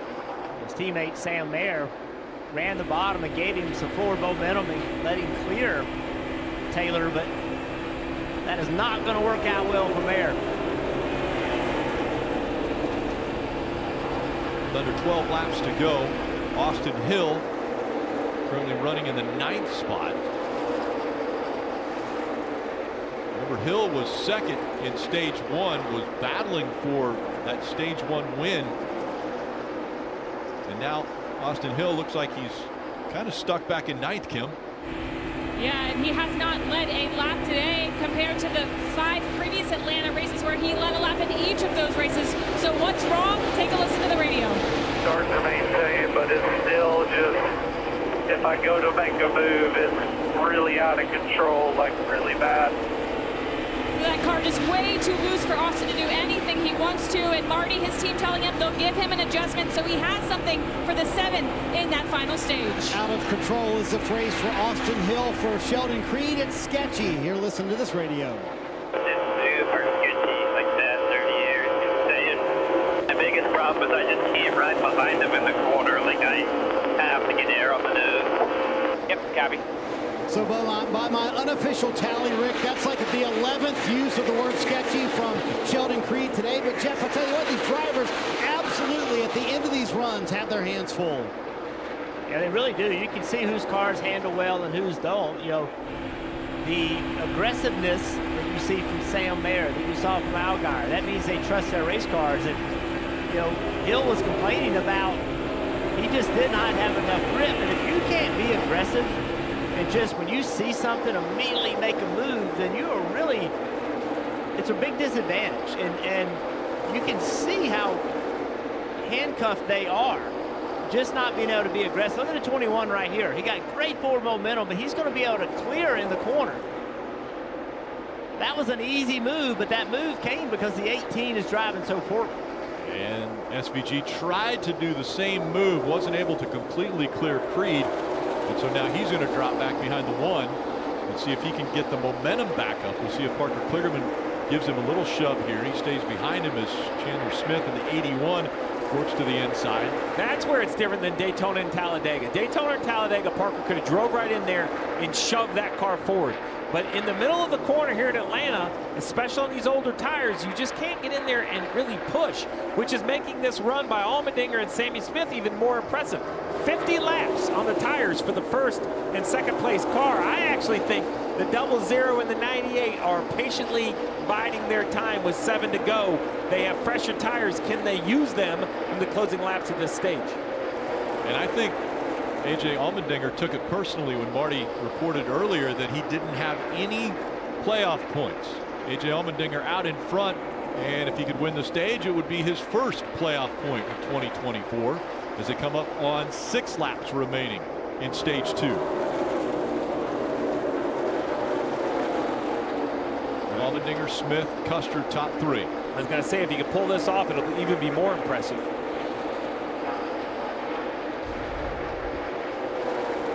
Sheldon Creed, we've seen him with some handling issues, and there he tags the wall just a bit.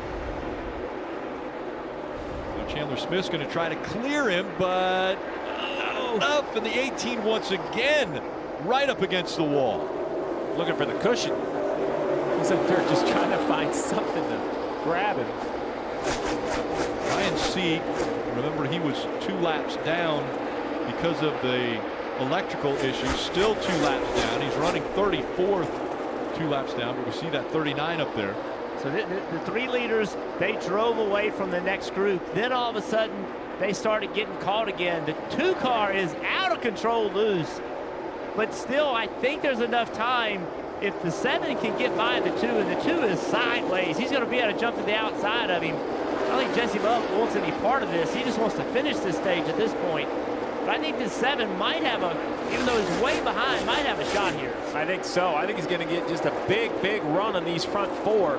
The question is, when he gets there with 3 to go, can he do anything with it? A little bit staggered in front of him is really going to help. You see, it's like turbo. The 7 just accelerates that big pocket of air between the double file in front. Easily got to the 98. Now we'll see if he moves to the inside through 1 and 2. Smoke coming out of the 1 of Sam Mayer. There has been some contact with the wall as the back bumper is completely off and now bursts into flames. Caution is out. Yellow's out. This fire right here, you have to wonder, see some damage on the front as well. Is there more to this story? Was it an engine that expired, which made him get into the wall? Did he get into his own oil? It's rare that you see that much fire just from hitting the fence on the right side, or did it pull an oil line or something off, some sort of accelerant? Sam quickly gets out of the car. Not wasting any time. It almost looks like the automatic fire system went. Sorry guys, trying to be aggressive. Neither wasn't good, or 17 was being more, or 19 was being more aggressive, but call that on me. Sorry. So good to see the AMR safety crew there to assist Mayer. That was the reason. Yeah, I wondered if it was an engine. I just think it had to be some sort of oil or something after contact, because that's just a wreck on the racetrack. Yeah, just not clear. Got into the Kevin wall. Hamlin, we heard on the radio, saying that one's on me. So we didn't get to hear the radio, but from that, it sounds like Kevin Hamlin is saying that one's on me. So he must have been telling Sam there was room up. There was absolutely not space for a car. The 19 of Gray was in the gas and not letting him up. Yeah, watch this as it carries on. The fire came into the cockpit for just a moment, and there's temperature sensors that actually, once it gets to a certain temperature, it activates the fire extinguisher. And I think that's what that is right there, Steve, in the trunk. It's putting it out. But that's just, again, we've heard spotters take the blame for calling someone clear, and they're not clear. But there's only one driver. The driver's got to make this call, and that's just how it is. Kevin Hamlin's one of the best spotters in the business, but only one guy's going to the infield care center, and that's the driver. driver's got to be responsible for it. And again, I think just this right here, you see the fire extinguishes, but you see it in the car there for just a moment. Yeah, obviously, I mentioned an accelerant, you know, when the right front hits, something happens, right? An oil line or some sort of fluid has to be leaking, and then the fire gets put out. A scary moment right there when you see that fireball. Makes you wonder, it's like a rear end line or something. Yeah, exactly. Something has come off. There's some sort of lubricant that's caught on fire. And then you mentioned the temperature sensor, much like think about a sprinkler system in commercial building. It's the same idea concept-wise, right? It tells that there's a fire, and it puts the extinguisher system out there, and right there, fire goes out. I know it's bad for Sam Mayer, but good for fans.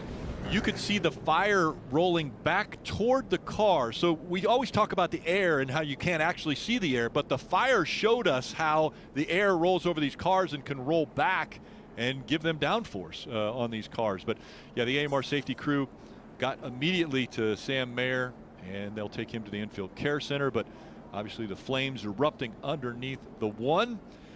With that caution means the end of stage 2. And so congratulations, A.J. Allmendinger. Here is playoff point number 1 of the 2024 season, as he will win stage 2. And equally as important is Sammy Smith in that battle to try to make that last spot. Going to finish second, get 8 points right here. Allmendinger, Smith, Custer, Herbst, Allgaier, Love, Gray, Smith, SVG, and Hill all gaining points in the end of that stage. And it ended a little earlier, and the day ended earlier for Sam Mayer in flames.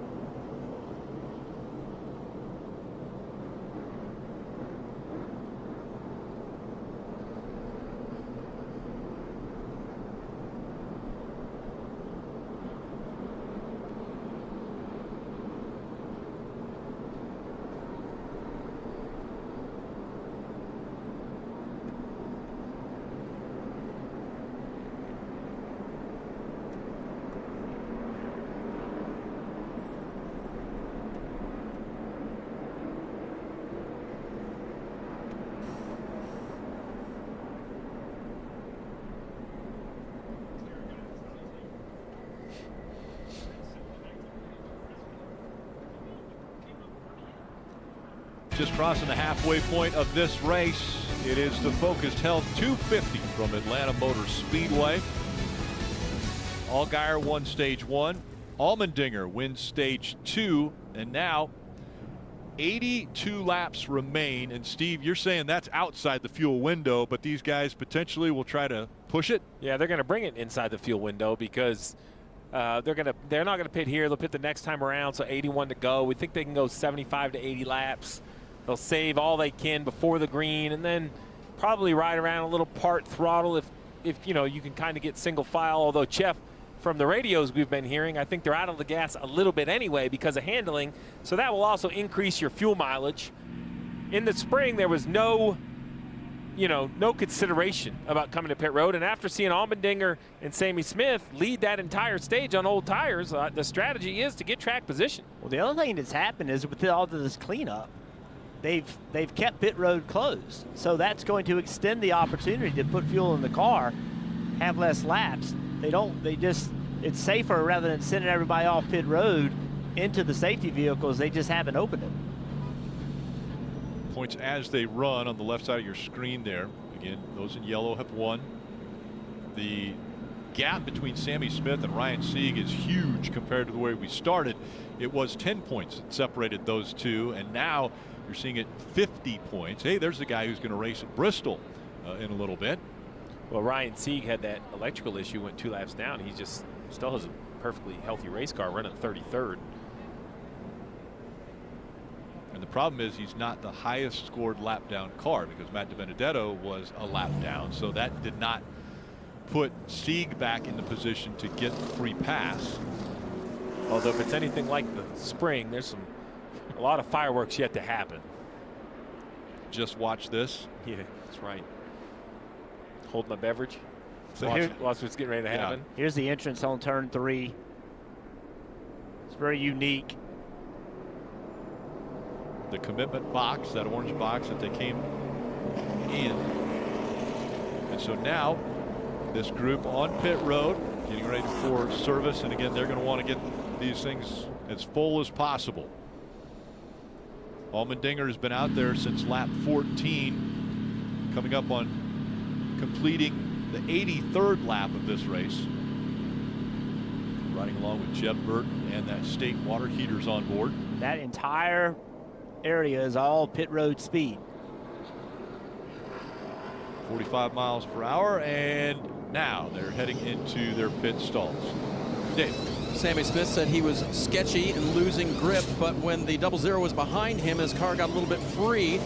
He's to start the next run saving. He'll get 4 tires of fuel, as will Cole Custer. 4 Goodyear tires for him. His car was still too free at the end of the run, Marty. A.J. Allmendinger joked with us, guys, congrats, we finally won something this year. First playoff point of the season with 3 races left in the regular season. He said, hey, our handling was really good. I needed to turn just a little bit longer for A.J. Allmendinger. And yes, checking in with Alex Jans, this should be their last pit stop of the day.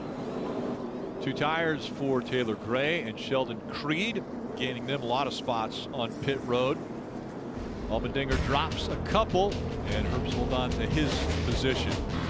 Again, a late into the wall incident, and the flames rolling from underneath the one of Sam Mayer.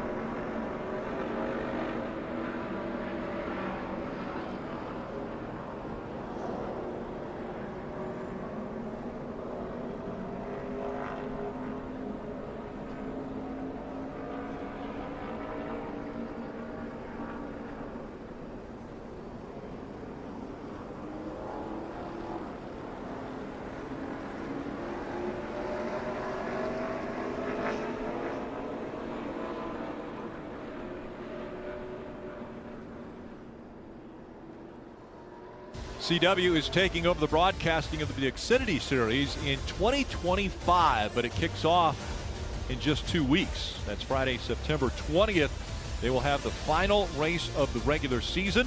And in that race, Hall of Famer Dale Earnhardt Jr. will be a part of that field. Again, that's Bristol, Friday, September 20th, 7 p.m. Eastern, 4 p.m. Pacific, only on CW. They had an activation outside of the track earlier. You saw the CW car, Sheldon Creed and the fans being able to take advantage of getting pictures and getting a good look at what's happening with CW and that car. And speaking of, a little issue on pit road just moments ago, Steve. Yeah, 2-tire change, and then I'm not sure what happens, whether it's a miscommunication, but a tire's left in front of the car. Creed leaves and rolls the tire away. So that's a penalty, and then he comes in to put left sides on later. And then right here, the 21 runs in the back of the 97. Like SVG was kind of checking up, trying to find his pit box. 20 pits outside the box. You see the nose just over the line. Yeah, so that'll be tail end for the 20. And so some issues on pit road will have people starting in different positions, at least restarting. And up at the front of pit road, you see the Peacock pit box, and DJ and KP. You guys ready for these final 78 laps? Oh, we're ready right here. We've got a great viewing spot as all of this action is getting ready to take place. Kyle, I think the one thing that I look at, Justin Allgaier, obviously the best car here, but if you have some handling issues, I'm not sure what you can do, because I think a lot of it comes from the cars being trimmed out. So any adjustment you make might just be a small Band-Aid. Yeah, it's a Band-Aid. We can't fix anything. We've got to hang on right now, and that's what's making this exciting. You see Allgaier, he seems to be able to do it on 4 tires, 2 tires, maybe no tires. I don't know. I mean, that's how good his car looks right now. But we saw Jesse Love pull over and give up the position. That's how bad these things are handling. That's when racing was fun to watch, but not fun to drive. Yeah, you got that exactly right. Ryan Sieg now back with just 1 lap down there. If he can get a quick caution here that he's not a part of, he's got a fast race car, could get back in this thing, guys.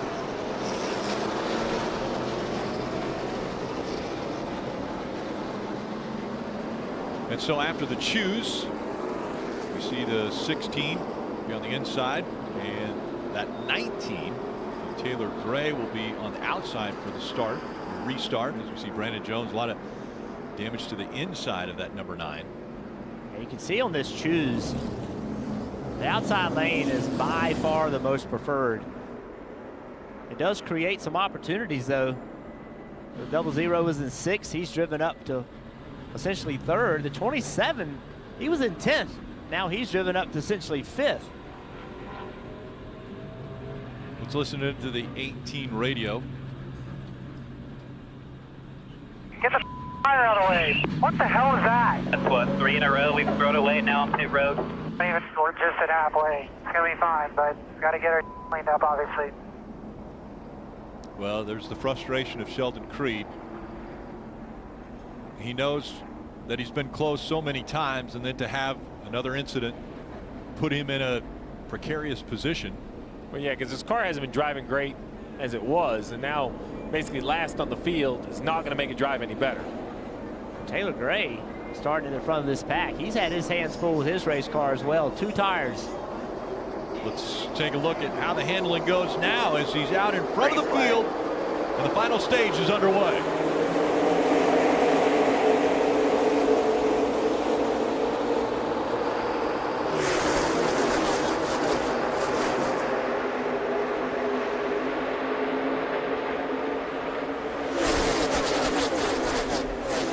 Inside line, trying to do something here. 2 cars against the field is very difficult. Allmendinger gets to the door of the 19, but that's as far as it goes, and now he starts to fall back.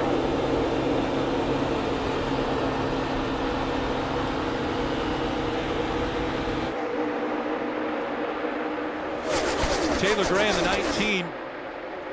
Want to reiterate, the 20 and the 19 more or less switched crews. And so now Tyler Allen, who's the crew chief for the 20 all season and has 7 wins already, he's crew chiefing the 19. So Taylor Gray has to feel pretty good right now out in front of this field, and having all of that knowledge on the pit box helping him hopefully negotiate potentially to a victory.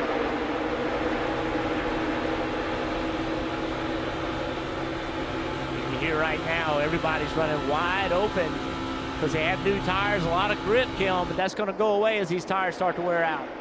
Yeah, Jeff, and Rick mentioned Tyler Allen being the crew chief for Taylor Gray. This is the second time, actually, of them working together. When they first did that kind of crew chief team switch, that was Pocono. Taylor was in the car for that race, and Tyler told me that he learned so much about Taylor's feedback, his scale for changes. That was a big growing race for them, so they were very confident coming into this weekend. And remember, Tyler Allen has won multiple races on the 20 car, most recently at another super speedway, Daytona, with Brian Truex in the seat. So this team has a lot going for them, but I was surprised at that two-tire call, a strategy gamble there for a car that had been sketchy earlier in this race.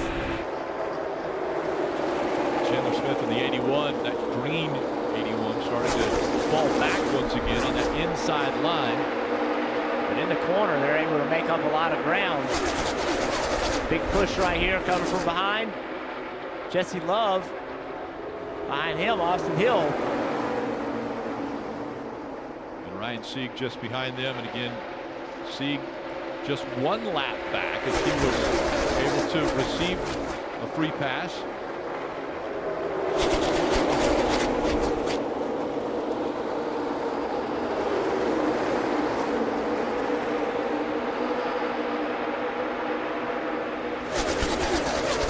Positioning and posturing here. Try to save a little gas if you're in the upper lane. If you're in the bottom lane, try to find a hole and get in line before it kind of gets too stretched out. 81, 21, 39 around the bottom. 5 of Alfredo. Sorry, Jeff is kind of recovering as well. It's been impressive, this bottom lane, led by Chandler Smith. We've seen Chandler with his hands full today, too, with a bad driving car. But right now, they're making this bottom work. Look at just how much they gain around the shorter distance. And then up, side draft down the back stretch.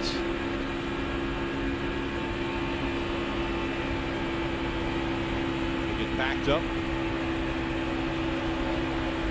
Side draft down the back stretch is relatively straightforward.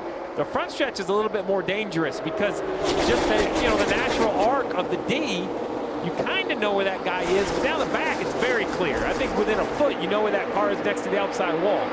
Look at this run by Chandler Smith.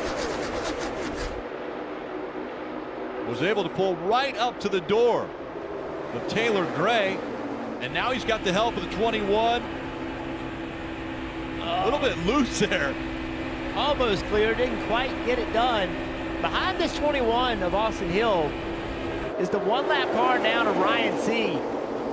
That car is flying. If he could get back in the lead lap, with the way this race is played out, I think he could get himself to the front and have a chance to win this race. Got to first get the lead lap. Chandler Smith out in front at Atlanta. Was able to clear the 19 of Taylor Gray. Taylor's just his 10th start in the Xfinity Series this year. He's currently 5th in the playoff standings in the trucks.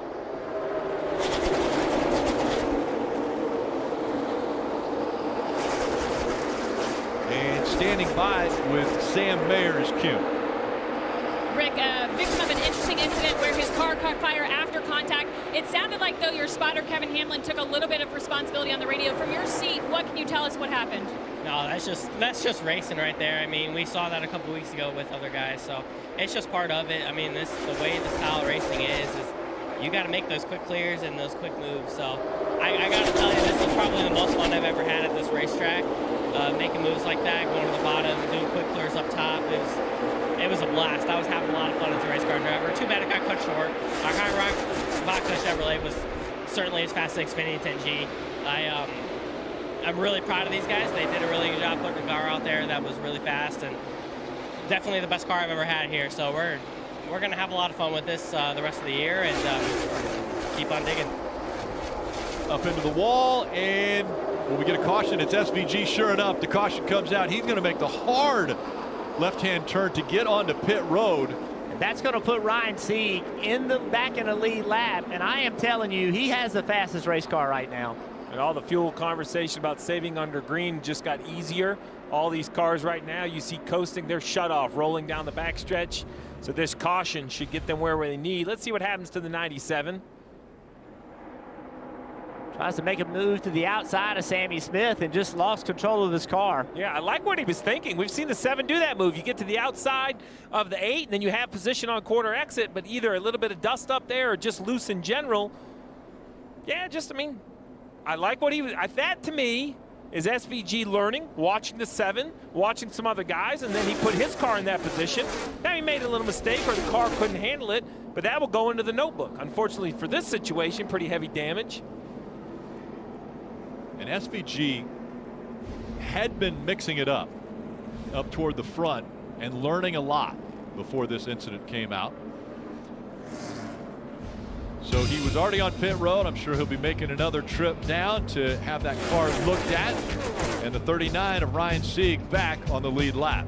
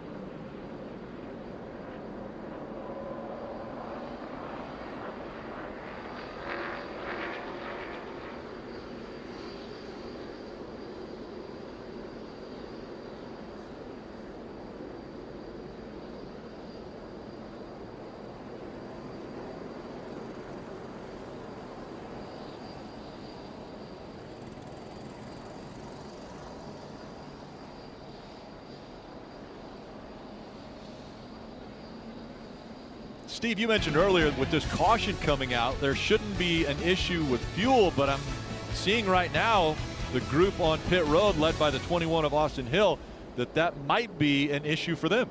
They're making sure they have enough for overtime, maybe making some adjustments. We'll see if they think tires are necessary or just fuel. Dave. For the 7 of Allgaier, it is adjustments, and it's still that overheating of the water. He says the pressure in the water in the oil are good, but it's still overheating the water. Doesn't quite understand it. So he'll get 4 tires here. Best he can be on new, fresh Goodyears. Also, his teammate Sammy Smith in the 8, he'll get 2 right sides only, and he'll be leaving, Kim. Austin Hill saying he's decent on the bottom, but extremely loose on the top. Didn't take tires, looked like a gas and go. Slight adjustment there for Austin Hill. Slight adjustment. Top it off with fuel, and under 62 laps remaining in this race from Atlanta Motor Speedway. Remember the spring, everybody was on fumes for those overtime finishes, so the cars that didn't have the great track position had a little fuel.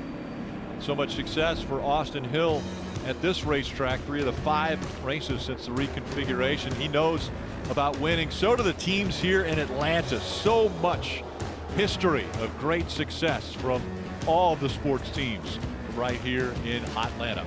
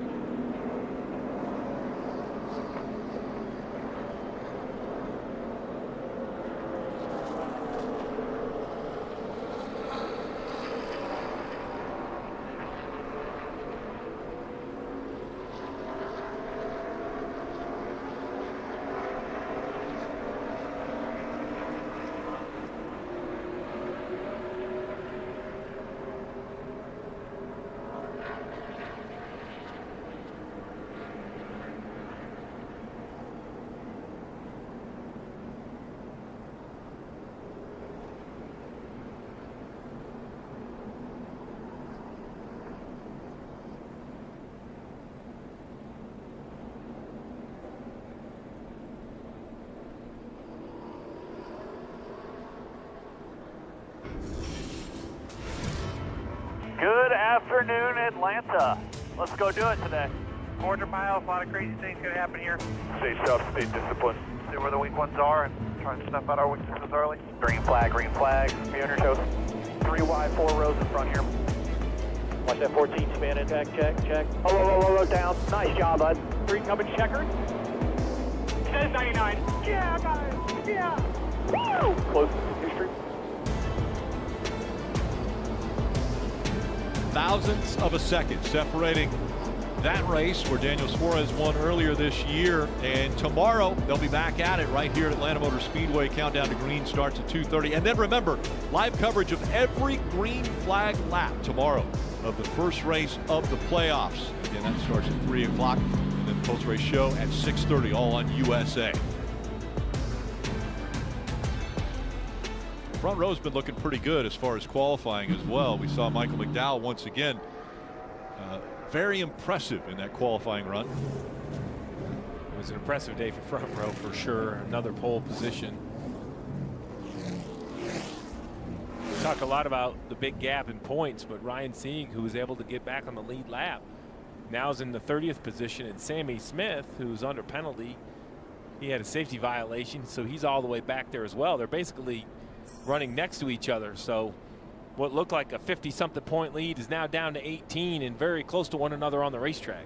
And remember, Sammy Smith got 9 points as far as stage points for where he was finishing in stage 1 and stage 2, so that's what's increased that gap between those two from the start of the race. Getting ready for the restart here with 59 laps to go in Atlanta. Very deep in the field, the 7 car put on 4 tires. He has a ton of work to do to get back to the front. Top 4 cars trying to pull away as they work together.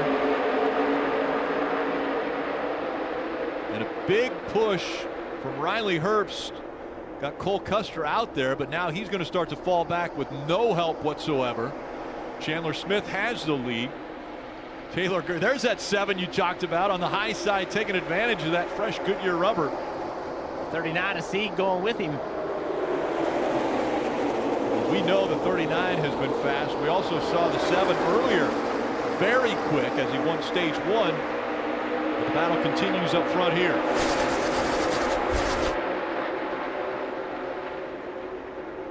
Custer looking for some help from behind as he slides back up to that door of the 81 of Chandler Smith.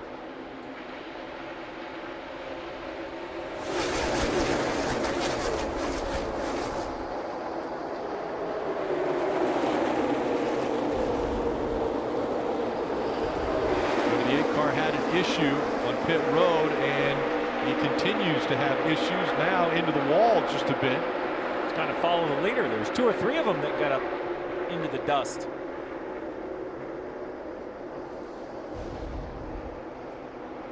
And with 2 races remaining after this race for the regular season, Sammy Smith's trying to find every point he can get.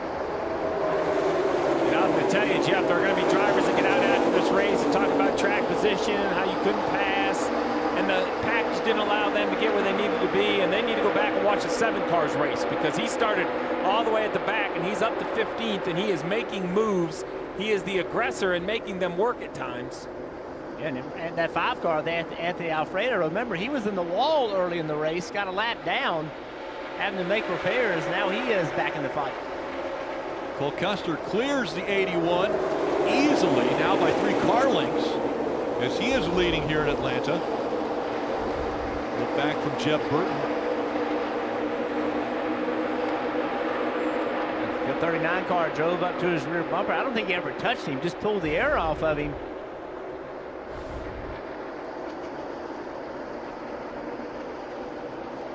And now a little side-by-side action for 3rd. As we still see the 7 moving up. Caution has come out. Caution's out. Caution's out. Spin in 3 and 4. I think now we know why the 27 was so loose. Jeff Burton spins in 3 and 4 and brings caution out for the 5th time today. He was running 18. Tired. He had a tire problem. Left side's only. Left rear tire. So to pit road.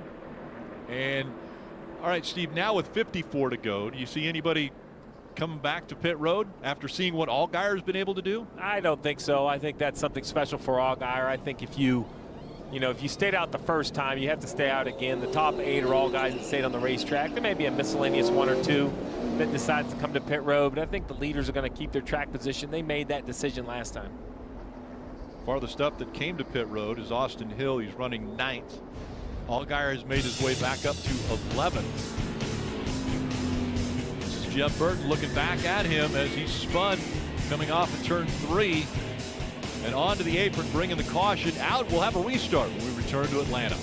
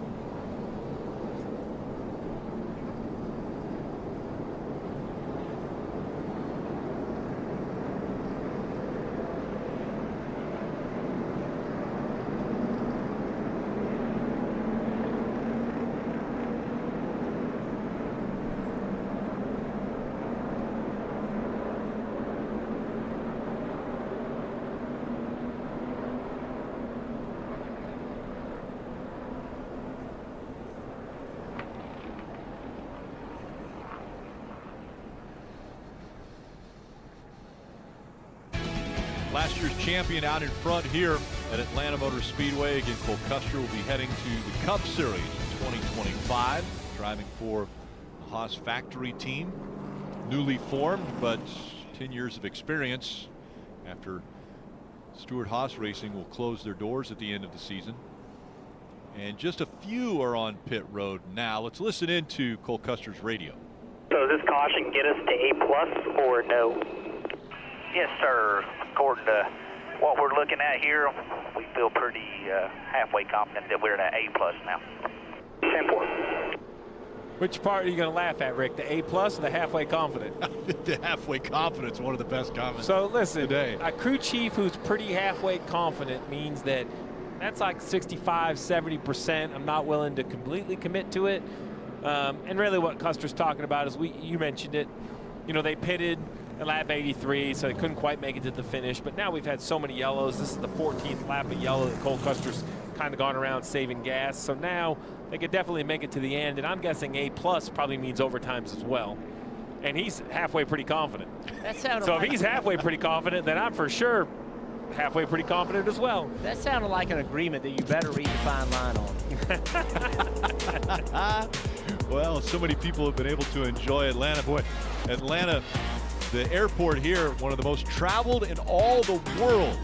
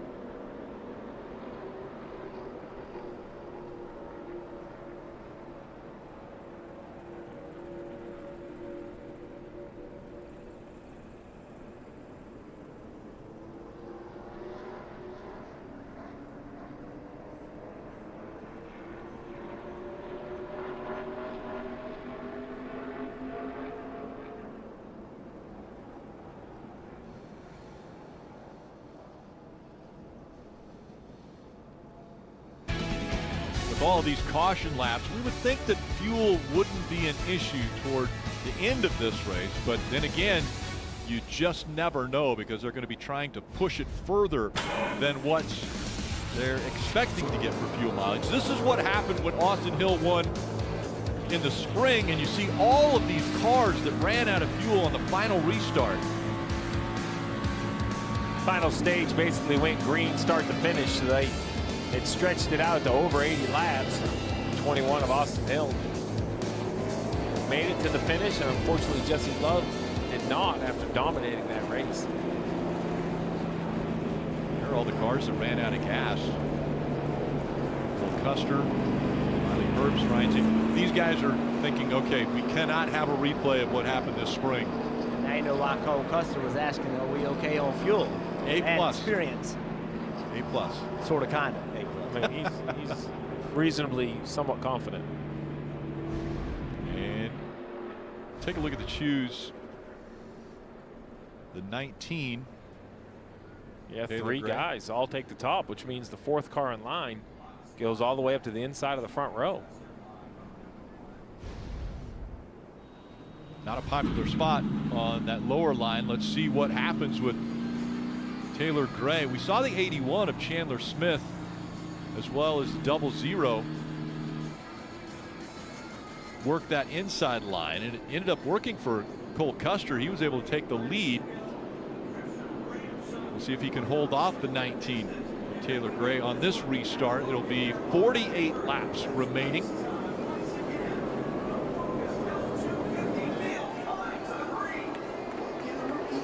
Two by two again, up through the gears and back to racing here in Atlanta.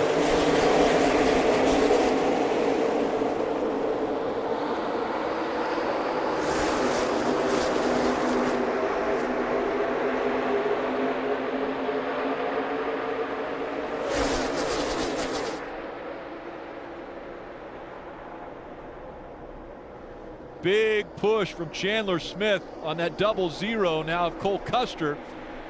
As Taylor Gray, can he clear Chandler Smith to take second away? He's not going to be able to take that spot. Two of Jesse Love does, though. He slides up that blue and white car right in front of A.J. Allmendinger. That kind of stacks up the upper lane. Gray still fighting on the bottom of the racetrack. Has Anthony Alfredo behind him in the 5. We'll see if those two can work together. No, Alfredo's going to go to the inside of that 19, leave him hanging, and take the spot away. Oh, it went way up the racetrack. Almost got into the left front fender of the 19. 21 of Austin Hill. He was looking to the inside of that 5 of Alfredo. As badly as these cars have driven, you don't want to be in the middle. You have no air in your car in there. Says the 19.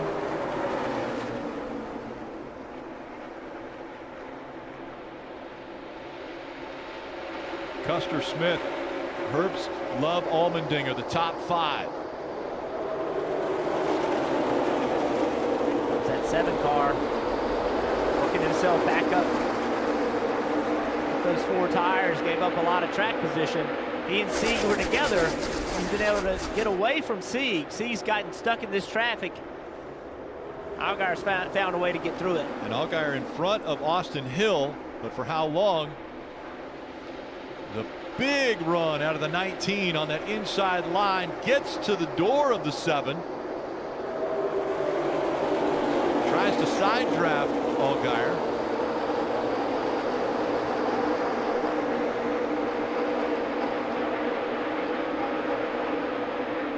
Taylor Gray, just 19 years old.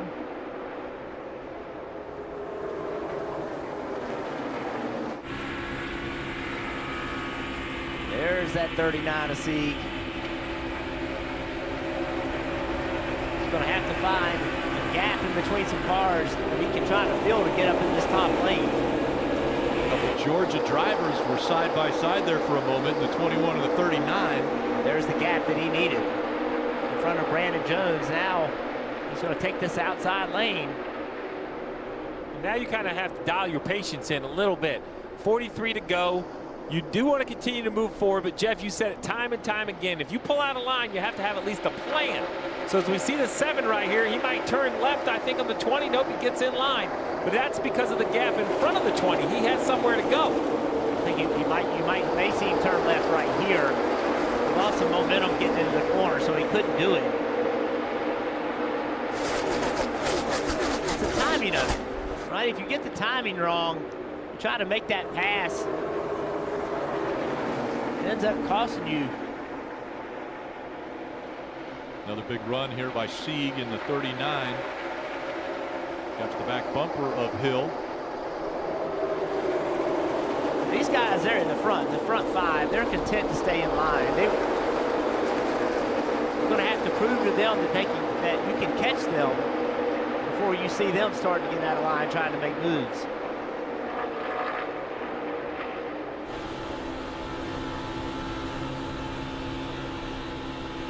There goes the 7, turn to the bottom. He's going to slide right up in front of the 20. You mentioned it, timing.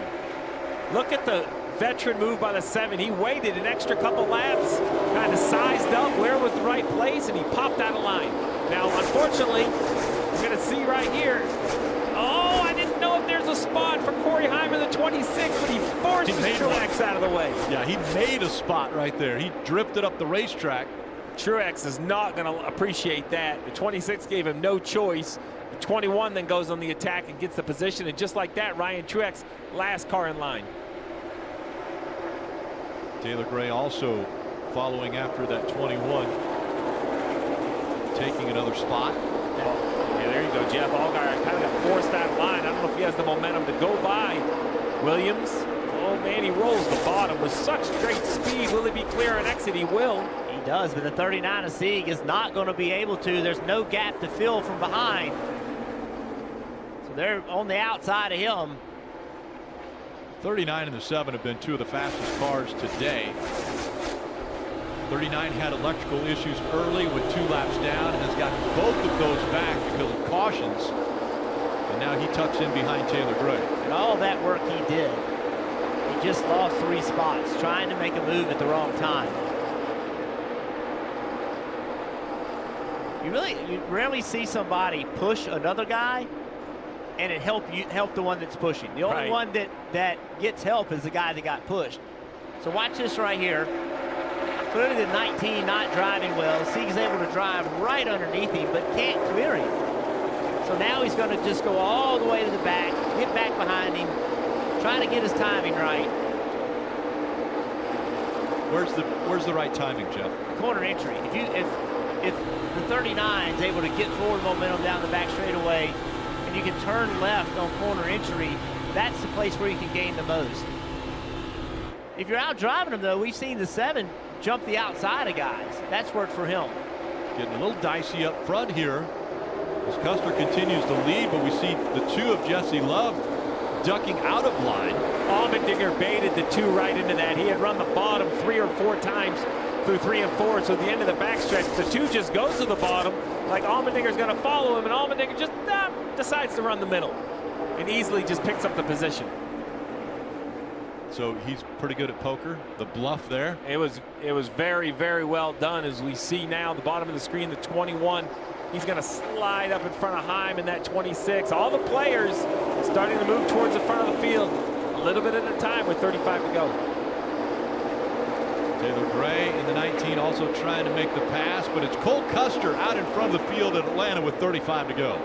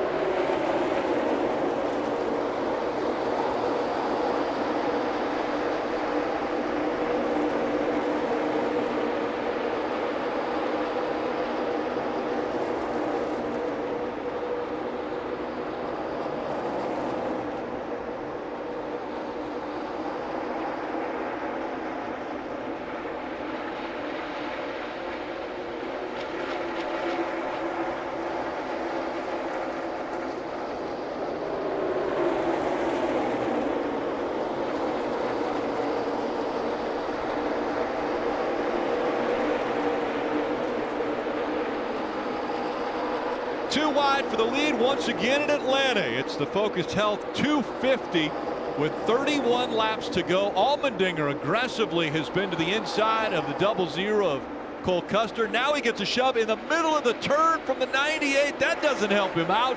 He starts to drop back. Riley Herbst takes the spot. Wow. That is aggressive racing. Allmendinger had an issue with his car, had to check up. Riley Herbst did not get slowed down. It has gotten wild these last 2 laps. Side drafting, but a little contact there between Allgaier and the 98, and here comes the 21. So Allgaier has made his way now up to 3rd. Austin Hill to 4th, well, fighting for that 4th spot, now 5th. But those two with the freshest tires, the 7 and the 21. You see how the 7 can almost drive the car in front of him. Just shove him off into the corner, requiring the 81 to go up to the 3rd lane. Now the 7's going to continue to push. He knows if he pulls out of line at the wrong time, will the 81 make the move? Oh, he'll try. Will the 7 go with him, or will it get in line with the 00? Oh, he stays to his right rear quarter panel, slows the 81 down. Now the 7, you said it, Steve, it's driving the other cars. Oh, I thought he could have jumped to the outside, taking that spot.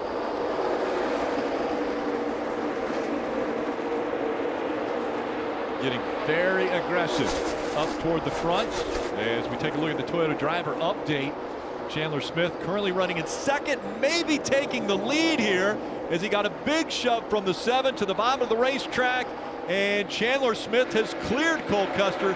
He now has the lead. Now the 7 is in that tough spot, SHR in front and behind. Although I think it's not about needing help, it's about having a place to go when you take the run. Oh, the 98 is going to go to the left rear quarter of the 7. 00 had issues right there, and it slowed the 7 down. But now the 98 is in a bad spot. Oh, great move by the 7. He turns to the bottom of the 00 to see the 18 of Creed slow on the apron. I don't like this move by the 7. I think it's not going to work out for him. Can he get behind the 00 and fill this gap before the 21 gets there? The 21 knows the 7 is fast. He's not going to help him. You see the veteran move by the 00. When the 7 goes to the bottom, he chases him down there. Right here. Can he pull the 00 back? Oh, yeah, right there. Here comes the 21. 7's going to be quick on corner entry, but not quick enough because the 21 helped the 00. Those two running side by side for 2nd, allowing Chandler Smith to have a great view in his rearview mirror. I'm shocked the 7's been able to stay here this long. We saw it earlier in stage 1. He fought his way by himself on the bottom of the racetrack up to the lead. Well, now they're very organized on the outside, and that's bad news for the 7 unless he can sneak in right here in front of Gray. He's trying to, but the door closed before he could get in there. And he couldn't pull the 21 back. Did he get enough? Is there a gap there? Is he going to be able to clear him? He does. He gets just in front of Austin Hill, and now he takes 3rd back. That move right there of getting in line can be the difference for the 7. Now he has to take a breath. He's been so good at picking and choosing his moments. He got a little out one time there. And how about on the bottom now? Brandon Jones in the 9. A must win for the 9 to make the playoffs. And here he is inside the top 5. And looking strong as he's on the bottom of the racetrack on the inside of the 21 of Hill. 21 Hill's car is not driving well at all. Great job by Brandon to fill that slot. We haven't talked much about the 9. You see the damage that on the right rear quarter. They had that long pit stop to fix it. The damage was early. Brandon's not waiting a corner to the bottom of the racetrack. He said, let me try to go for the lead. Whoa, he almost wrecked. And he'll drop all the way back now. Lost a lot of momentum, and there's no place for him to go. He just ran out of patience. He had made some great moves. Kind of needed to just settle in a little bit, let the timing work out. Watch him, he gets this run, and then right here, he is out of the racetrack big time. Had to lift or make contact with the 81. Hill fighting for 3rd now with Allgaier. So Hill was on the inside of Allgaier, pulled him back a little, but couldn't make the pass. And the 39, watch for Ryan Sieg as well. He's been working the bottom of the racetrack. Things are picking up here in Atlanta. Yeah, this is fun. This has been really good racing. Allgaier wants to pull the trigger here. He just is afraid to make the move and it not work out. Although I'll admit, Brandon Jones has kind of got back in the mix quicker than I thought. I thought he was going to lose more spots, Rick. Who will make a mistake? Who will be the most aggressive? Coming up on 20 laps remaining in the race.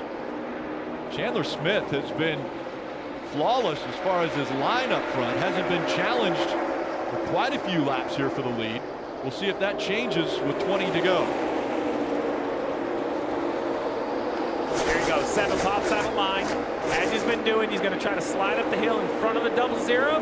No, he's going to get all the way to the inside of the 81, which unfortunately, if he doesn't clear the 81, I think is a negative. And here comes a run on the outside. A huge run by the 00, pushes the 81. 7 all the way at the bottom of the racetrack. The shortest distance, but now the momentum on that outside line. Big side draft right there, trying to slow him down. It was very effective in slowing the 00 down. But it almost just slows the 00 down back to the bumper of the 19 and shoots it back into the corner. Here we go. We'll see if this time if he fills the hole. Nope, he's still working on it. But right here, look at this push. Up for the 7. He's going to get into the wall. They wreck in turn 3. Cole Custer, Herbst, Ryan Sieg all involved as well. The 19 of Taylor Gray and the 7 of Allgaier. 39 of Sieg down the track as well with a ton of damage. Good, he blew a tire. We just side drafted and got together. We heard the radio. Somebody said they side drafted and got together. Remember, Sieg was just outside the top 12. And such a fast race car here in his home state. It's a bumper cover on the roof or side of the 2. A little extra downforce here for the 2. There's the car missing the bumper cover. Never seen that. That's a new one. Required piece. Yeah, but you can't have 2. You can't have 2. He's got to bring it back to the 98. Are you sure? That's not funny. You laughed. I had to, but it wasn't funny. Look at that. That is wild. You saw it coming, though. The intensity level was picking up. Drivers are trying to make moves. Laps are starting to come down. These two are side by side, Custer and Allgaier. Big push coming from the 19. Yeah, I don't know. It's like the 7 of Allgaier was trying to stay against the 00 of Custer to side draft him or something. Contact there. We heard somebody say something about a tire down. I don't know if. Let's ride along.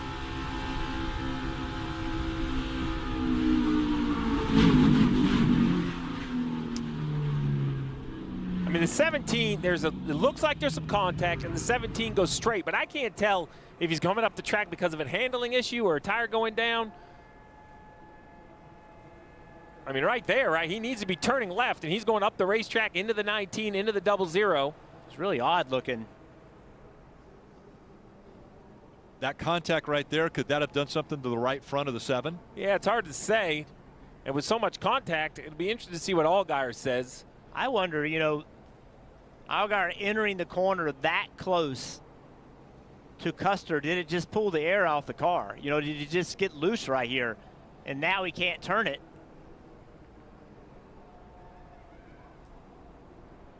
It's just cars really in close proximity to each other. Right along with Austin Hill.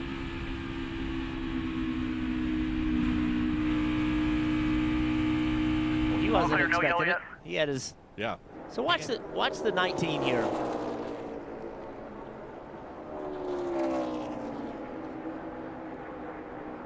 I don't know. It's hard for me to point a finger and say obviously somebody did something wrong, but just not real sure who it is. So the 7 checked up because there was contact, right? And then the 19 got into him. but the 19 didn't get into him for any other reason than the 7 checking up. Watch how slow the 7 gets right there. Yeah, you mentioned it. The 7 should be turning left there, and he's going straight. And slowing up toward down. the wall, yeah.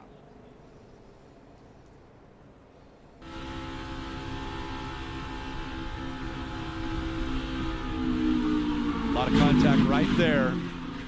And then the 7 into the wall, collecting the 19. Let's listen into the 7 radio. We're wrecking. 19 cut my right front, going down into the corner.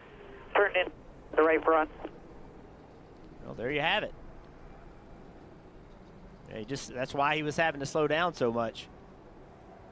And no work's being done because we're under red flag. And look, the side drafts are effective, but you know, you have to get closer and closer. He said the 19 cut his right front. If anybody cut his right front, it had to be the 00. Yeah. That was the contact I saw. You know, maybe after that radio, if we take one more look, it looks to me like there's definitely contact. I mean, it's not hard contact, but if you get misaligned in the right spot, I wonder if the right front of the 7 isn't just in that perfect spot. Some hand signals going from the NASCAR officials to crew chief.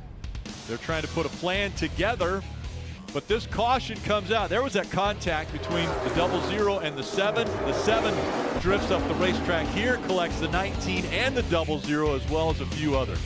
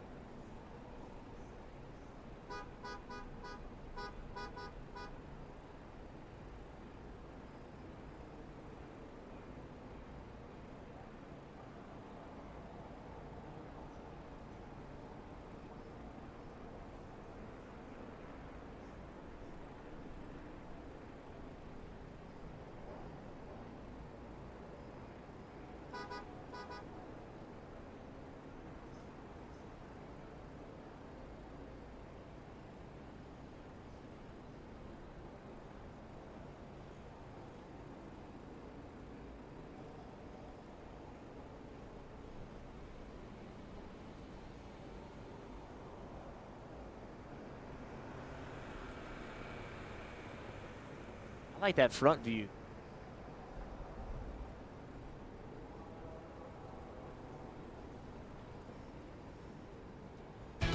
Red flag is out here at Atlanta. There are only 18 laps remaining in this Xfinity Series race, and quite a few cars were caught up in this most recent incident, so there's a pretty good-sized cleanup taking place in turns 3 and 4. Let's take another look at this. We've heard a lot of drivers talk about maybe a right front tire down. Yeah, look at the front view. The 7, the 00, they make contact right here, right there. And Allgaier said he cut the right front and it wouldn't turn. If it was cut, that's where it did it. And now clearly the 7 can't make the corner. So either the 7, either Allgaier had a right front down here, and if he says he had a right front down, he's done this long enough for me to believe him. He knows what he feels. Whether it was a right front down or air, result the same, right? They got to the end of the straightaway and the 7 doesn't follow the arc of the corner, right? I mean, he's trying. Allgaier knows there's cars up there, but straight up the hill and into the 00, the 19 collects them all. Let's listen in to Taylor Gray's radio. Self-inflicted. Yeah, I wasn't really sure. I mean, like, he was bouncing off the 39. I didn't know if he cut it right front down or what happened. It's kind of hard to tell because it all happened at one time. But nonetheless, he didn't cut himself any slack, which is kind of his MO anyways. Now, that's just the lap that they wrecked. I will tell you, if you go back and watch the last 5 laps, there's multiple times where they get contact or even next to one another. You could have a slow leak. I mean, the side drafts, it's easy to say he's being too aggressive, but if you don't side draft that aggressively, I don't think you can make the bottom work.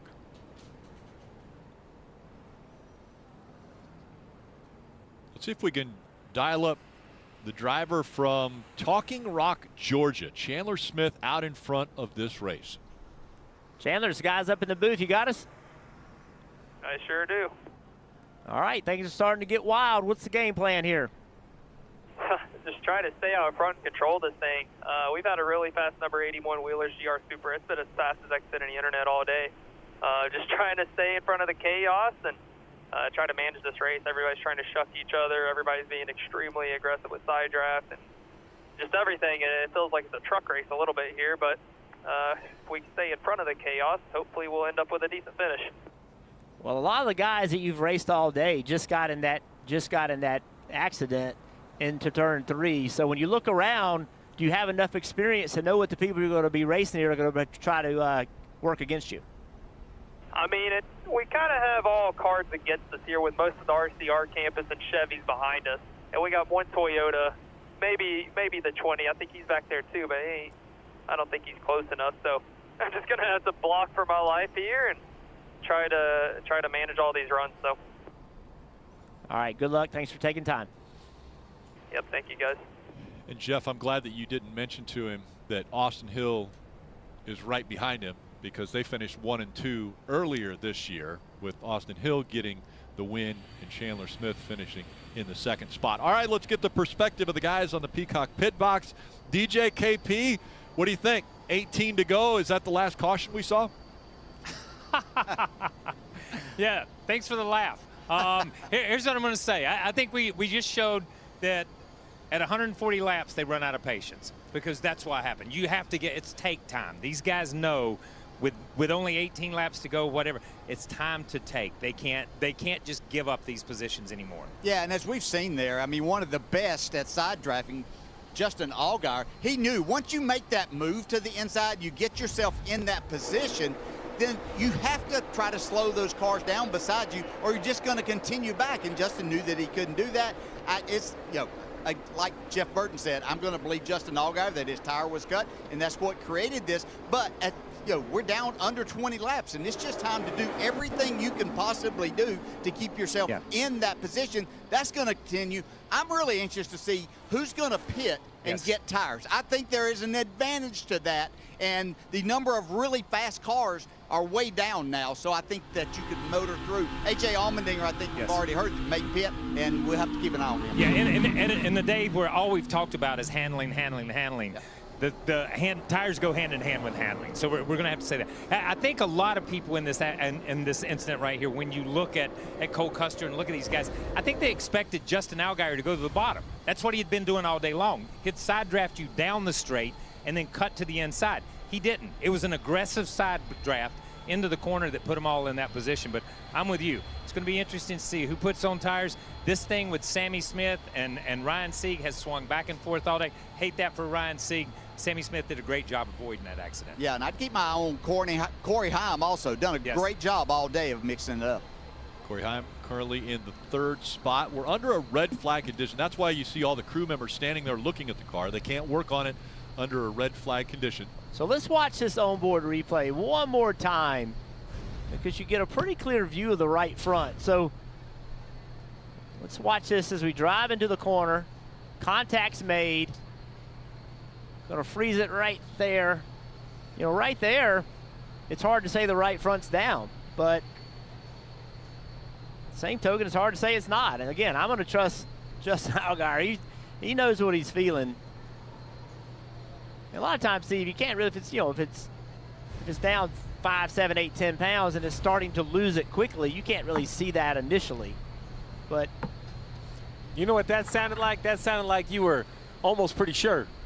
Isn't that what we got out of the crew chief? Yeah. Read the fine print. I'm with you. I'm almost pretty sure as well. Read the fine print. Well, not the finish that Ryan Sieg was hoping for here in his home state. Had a really fast race car, Kim. Yeah, roller coaster of a day. Had rebounded, but ultimately got caught up in that accident. What happened? I'm not even sure. I just saw the 98 in front of me sideways, and that's about all I could see. I tried to check out, but it's just part of the racing here at Speedways. We had made up 2 laps down, and then we're contending right there in the top 5, and then just, looks like 7 just tried to move up on somebody, and then we're just caught up in the mess. But we brought a fast Psyops forward, just sucky circumstance to come out of here with, you know what I mean, such a, a huge race for us, and to try to get into the playoffs and potentially a win. But we got a plan, and we'll try to execute and just try to move forward to Watkins Glen, and hopefully we'll find ourselves in the playoffs and see what happens.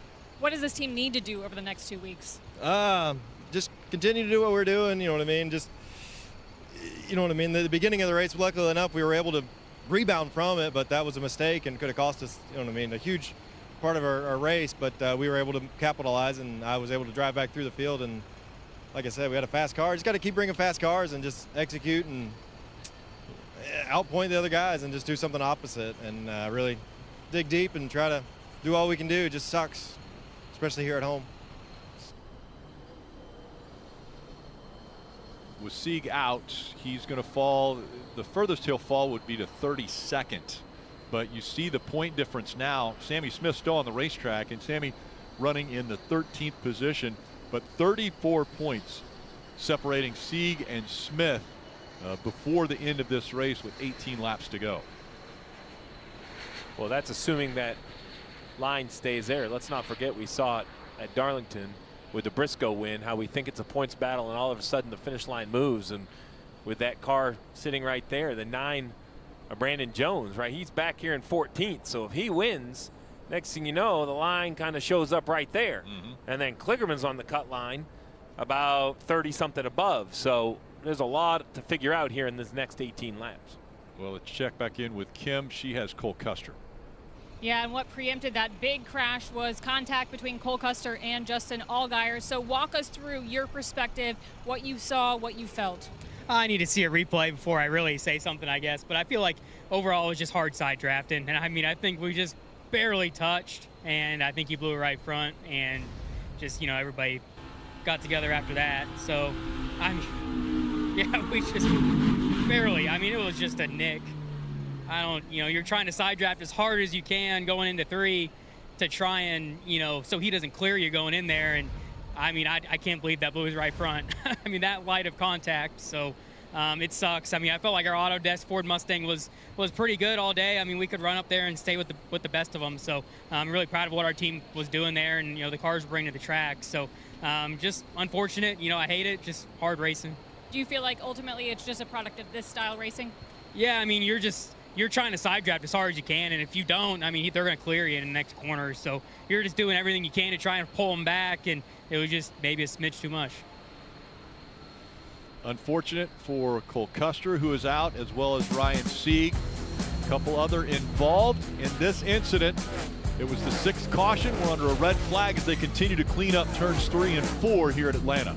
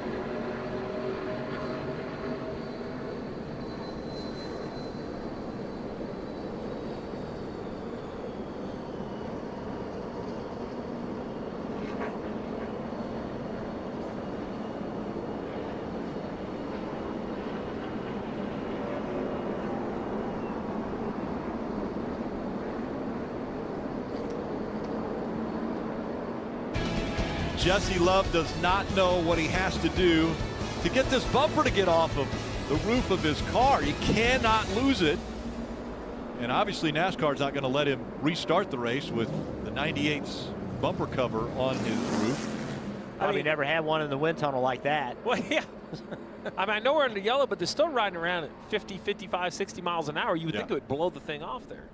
Yeah, it's weird how it's still attached. Start whipping that thing back and around. He's trying. Stockman's telling him, Danny, he might as well just come see you. He's going to. He's committed to I pit want to road. see how easy it comes off in the pit stall. That thing should just pick right up. All right. They must know. That's their assessment. There is no locking bumpers rule, right? Yeah, neither one are going to get penalized for this. The 2 just drove by the 9. I'm not sure what the 9 of Brandon Jones is doing. He's not on pit road. He's actually on the apron between pit road and the racetrack back in the middle of turn 4. I don't know what the 9's doing. Doesn't appear to be underpowered. Yeah, he's slow. How about complete 0 here? Oh, Car won't run either. Sitting inside the top 5. This team has 0 luck. No luck whatsoever. Dave. Jesse Love said, I want a water bottle, I want to tear off, there goes the tear off, and I want to take off, there goes the takeoff. The bumper cover is off the roof. Said the car was a little bit tight, but not bad. He'll get 4 fresh Goodyear tires, Marty. So how about this move from Alex Shantz? A.J. Allmendinger said the middle of the run, I knew we should have pitted under that last caution, so they'll pit here with just a handful of laps left from 11th. Fresh tires. A.J. saying, I just cannot hang on to the car anymore. And for Brandon Jones, you can see his teammate pushing him out, actually down pit road. So he said he lost complete power inside the car and all fuel pressure. But the 7 being a nice teammate here, pushing Brandon Jones down pit road to his pit stall. Yeah, he can do that. Yeah. I'm shocked at what's wrong with the 9, though. I mean, he was just sitting under red. It fired because he... I don't know. The 7, after sitting in his pit stall and the crew looking to do work on it, has now pulled behind the wall, and they go to work on the 9. Trading is all get out, but y'all brought a heck of a race car, so thank you very much. That was Allgaier. Yes, they did. Fired up now, out of gas. It won't stay fired, Jeff. That's the problem. They're spraying fuel directly into the cowl, Steve. Sort of like old school. You don't see this on the Cup side anymore, but it will not stay fired for Brandon Jones. So you wonder if it's a fuel pump issue, a fuel cable issue. You know, if it'll run with the fuel going directly into the carburetor, you know, that tells you the engine will run. Go. Strange. It's very strange, Rick, because, you know, he was last on pit road about 60-something laps, so you would have thought he had enough fuel in it, but obviously something amiss on the 9 car. Maybe a fuel pickup problem. Yeah. Something wrong with the fuel cells. Yep. Picking the fuel up, and they had to get it full and then prime the carburetor. There's a tube that goes from that cowl all the way into the carburetor. You can fill that bottle up with fuel and you just push it in there and literally fill the carburetor bowls up with fuel, fire it off, and then once it fires off, then the fuel pump starts working, and that'll pull the fuel from the fuel cell.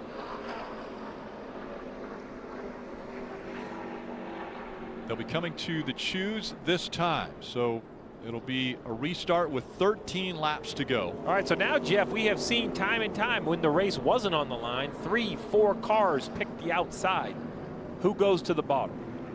Well, I think, which car in line do you think makes the decision? Well, there's a lot of people with a ton to win today. Josh Williams, if he could win this race, he's in the playoffs. Anthony Alfredo, if he could win this race, he's in the playoffs. Parker Kligerman, he's pretty good point shape anyway. I almost wonder what Parker Kligerman would do, right? Like he's great in points. Is it worth wrecking over? Is he going to push the issue that hard?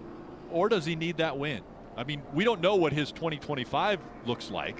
Does a win put him in a position where he's more valuable to whatever team if it's, you know, staying with the organization he's with now? As we see the choose, wow, Austin Hill. There you go. You know where Austin Hill's mindset is. Yes. He's come to win the race. He wants to be on the front row. Josh Williams in that white and blue car, he couldn't decide what he wanted to do. He's like, bottom, top, bottom. Ended up going to the bottom. Quick decision. Marty, what was going on with the 9 and Brandon Jones? I checked in with Adam Wall. He said he's not sure exactly what was going on with the fuel, but he said it could have been the way, as Jeff pointed out a moment ago, the way it was sitting under the red flag. But they would have needed to pit anyway, because look at the right rear tire for Brandon Jones. That body damage from earlier is on top of that right rear tire. You can see where it's just literally wearing that right rear out. It was flat when he came to pit road. Well, the fuel was unfortunate, but good report by Marty. Now we'll just see if this new right rear tire, if the damage, you know, I know they have it repaired, but has something internally like a crush panel blown down, will it continue to be an issue? Talked about the 11 of Josh Williams. What a great moment for him. First year at college, running full time, came into this year so amped up, wanting to do well. Now he has a shot. And remember, he's eligible for the playoffs. So if that 11 wins the race from below the cut line, much like we mentioned with the 9, that would put him into the playoffs. Yeah, Corey Hyman at 26, he is not eligible, but that car would be. Mixes everything up. Pace car off the track. 13 to go in the race. Chandler Smith, the control car in the 81 on the outside. Austin Hill, one in the spring. He's on the inside.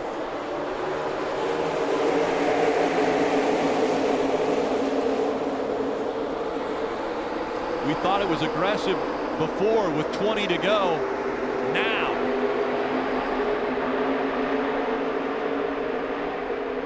Down the backstretch, a big push coming from Heim to the 81.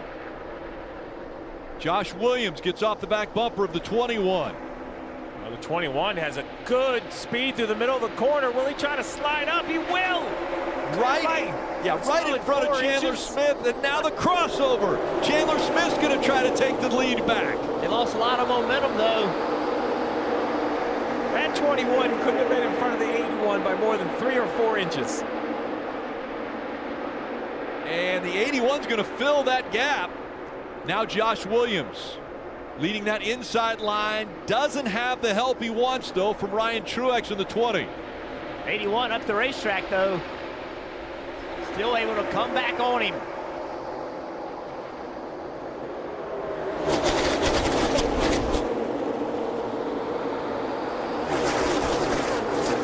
They talk about trophy hunting and Colleague racing. Josh Williams made the move to Colleague to see if he could potentially get to victory lane. And now he's in striking distance, running fourth on that inside line. Hill controlling this race out in front.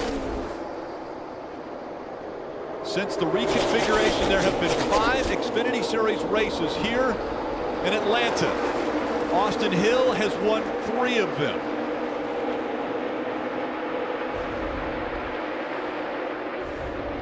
Take a look at the 81 here, second car in line.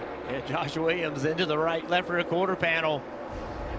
Knocked him sideways through the tri-oval. Coming up on 9 to go, Jeff, is this strategy that we're seeing out of Hill to where he runs the bottom of the racetrack through 3 and 4 for sure, and sometimes through 1 and 2. Is he saying, guys, if you're going to pass me, you're going to have to go to the outside? There he is, and I think it's the right thing to do this late in the race. No one's going to just follow you up to the outside. Contact. Oh, they almost wrecked right there. A lot of pushing and shoving.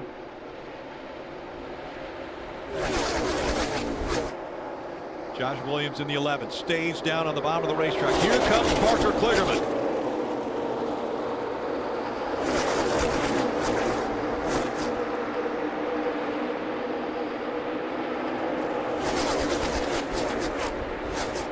And how about Lawless Allen? Running in that number 15, he is 5th, right behind the 48 of Kligerman. Just his second start. Lawless Allen in the 15.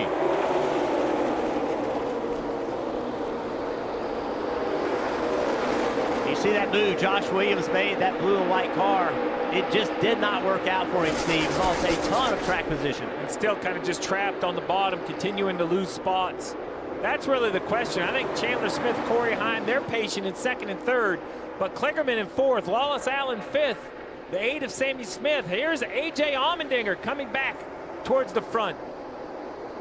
Allmendinger with the fresher tires. Does that give his car enough grip to run the bottom better than those in front of him? And is 6 laps enough? Chandler Smith looking so strong in the 81 right now. Right behind Austin Hill. This is the way it finished in the spring. Hill, Chandler Smith. And those two have separated themselves. Corey Heim running 3rd in the 26.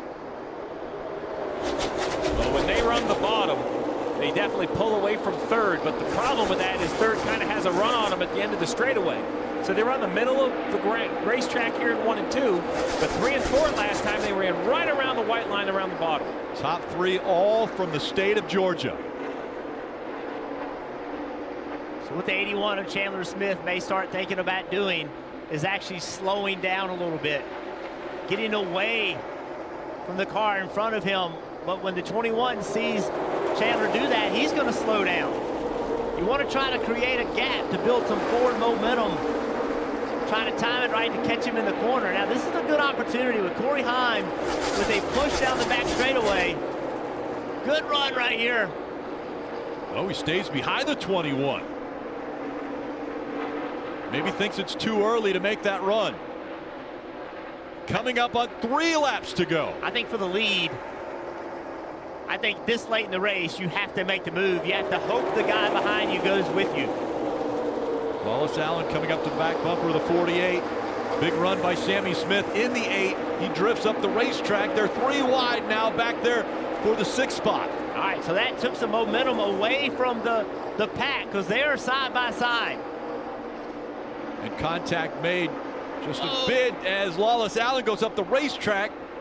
He's able to collect it. Coming up on 2 laps to go. It was actually a great save by the 15. I thought he was wrecking. I believe it's going to be settled amongst these 4, though, Rick. Chandler Smith had an opportunity to make a move down the back straightaway a few laps ago. He didn't make it. Does he take it this time? He's got the momentum. He gets to the back bumper again and stays there. Oh! Almost gets the 21 sideways, and now here comes Chandler Smith. He's to the inside for the lead. No help behind him though. Corey Heim is going to push the 21. 1 lap to go, presented by Credit One Bank. Chandler Smith dropping back. Now he's going to fight for 4th. Here comes the 26 on the outside, Corey Heim, and he gets sideways. Parker Kligerman with a run. A.J. Allmendinger, fresher tires, also coming into the picture. The last time through 3 and 4. The 21 pulling away. Austin Hill's going to do it again. He'll sweep Atlanta. 4 wins at this racetrack.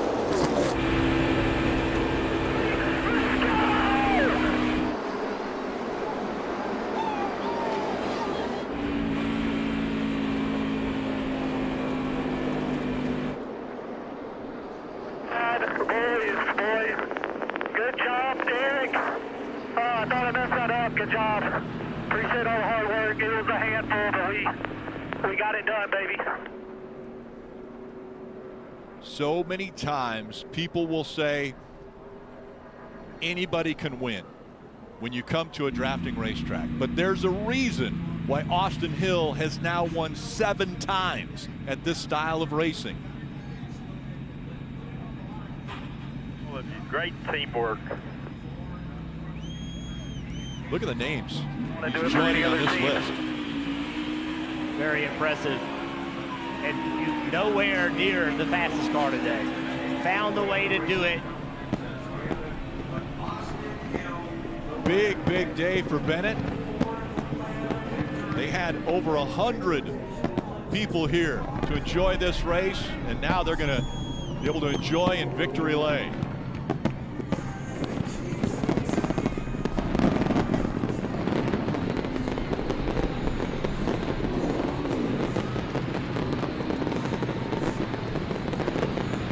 Smith ain't gonna be very impressed.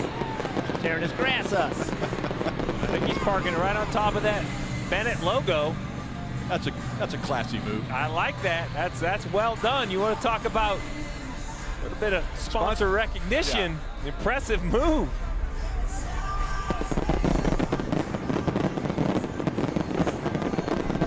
So many times we see the winner of the race park it on the start-finish line.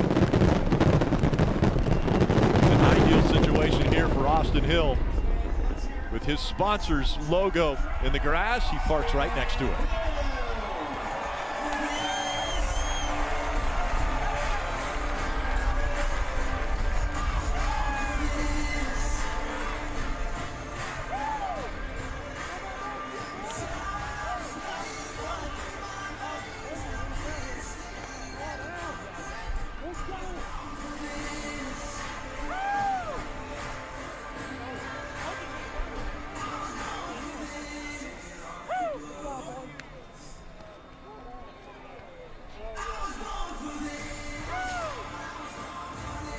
Well, I guess we should have figured that if you, nice 10 spot right there.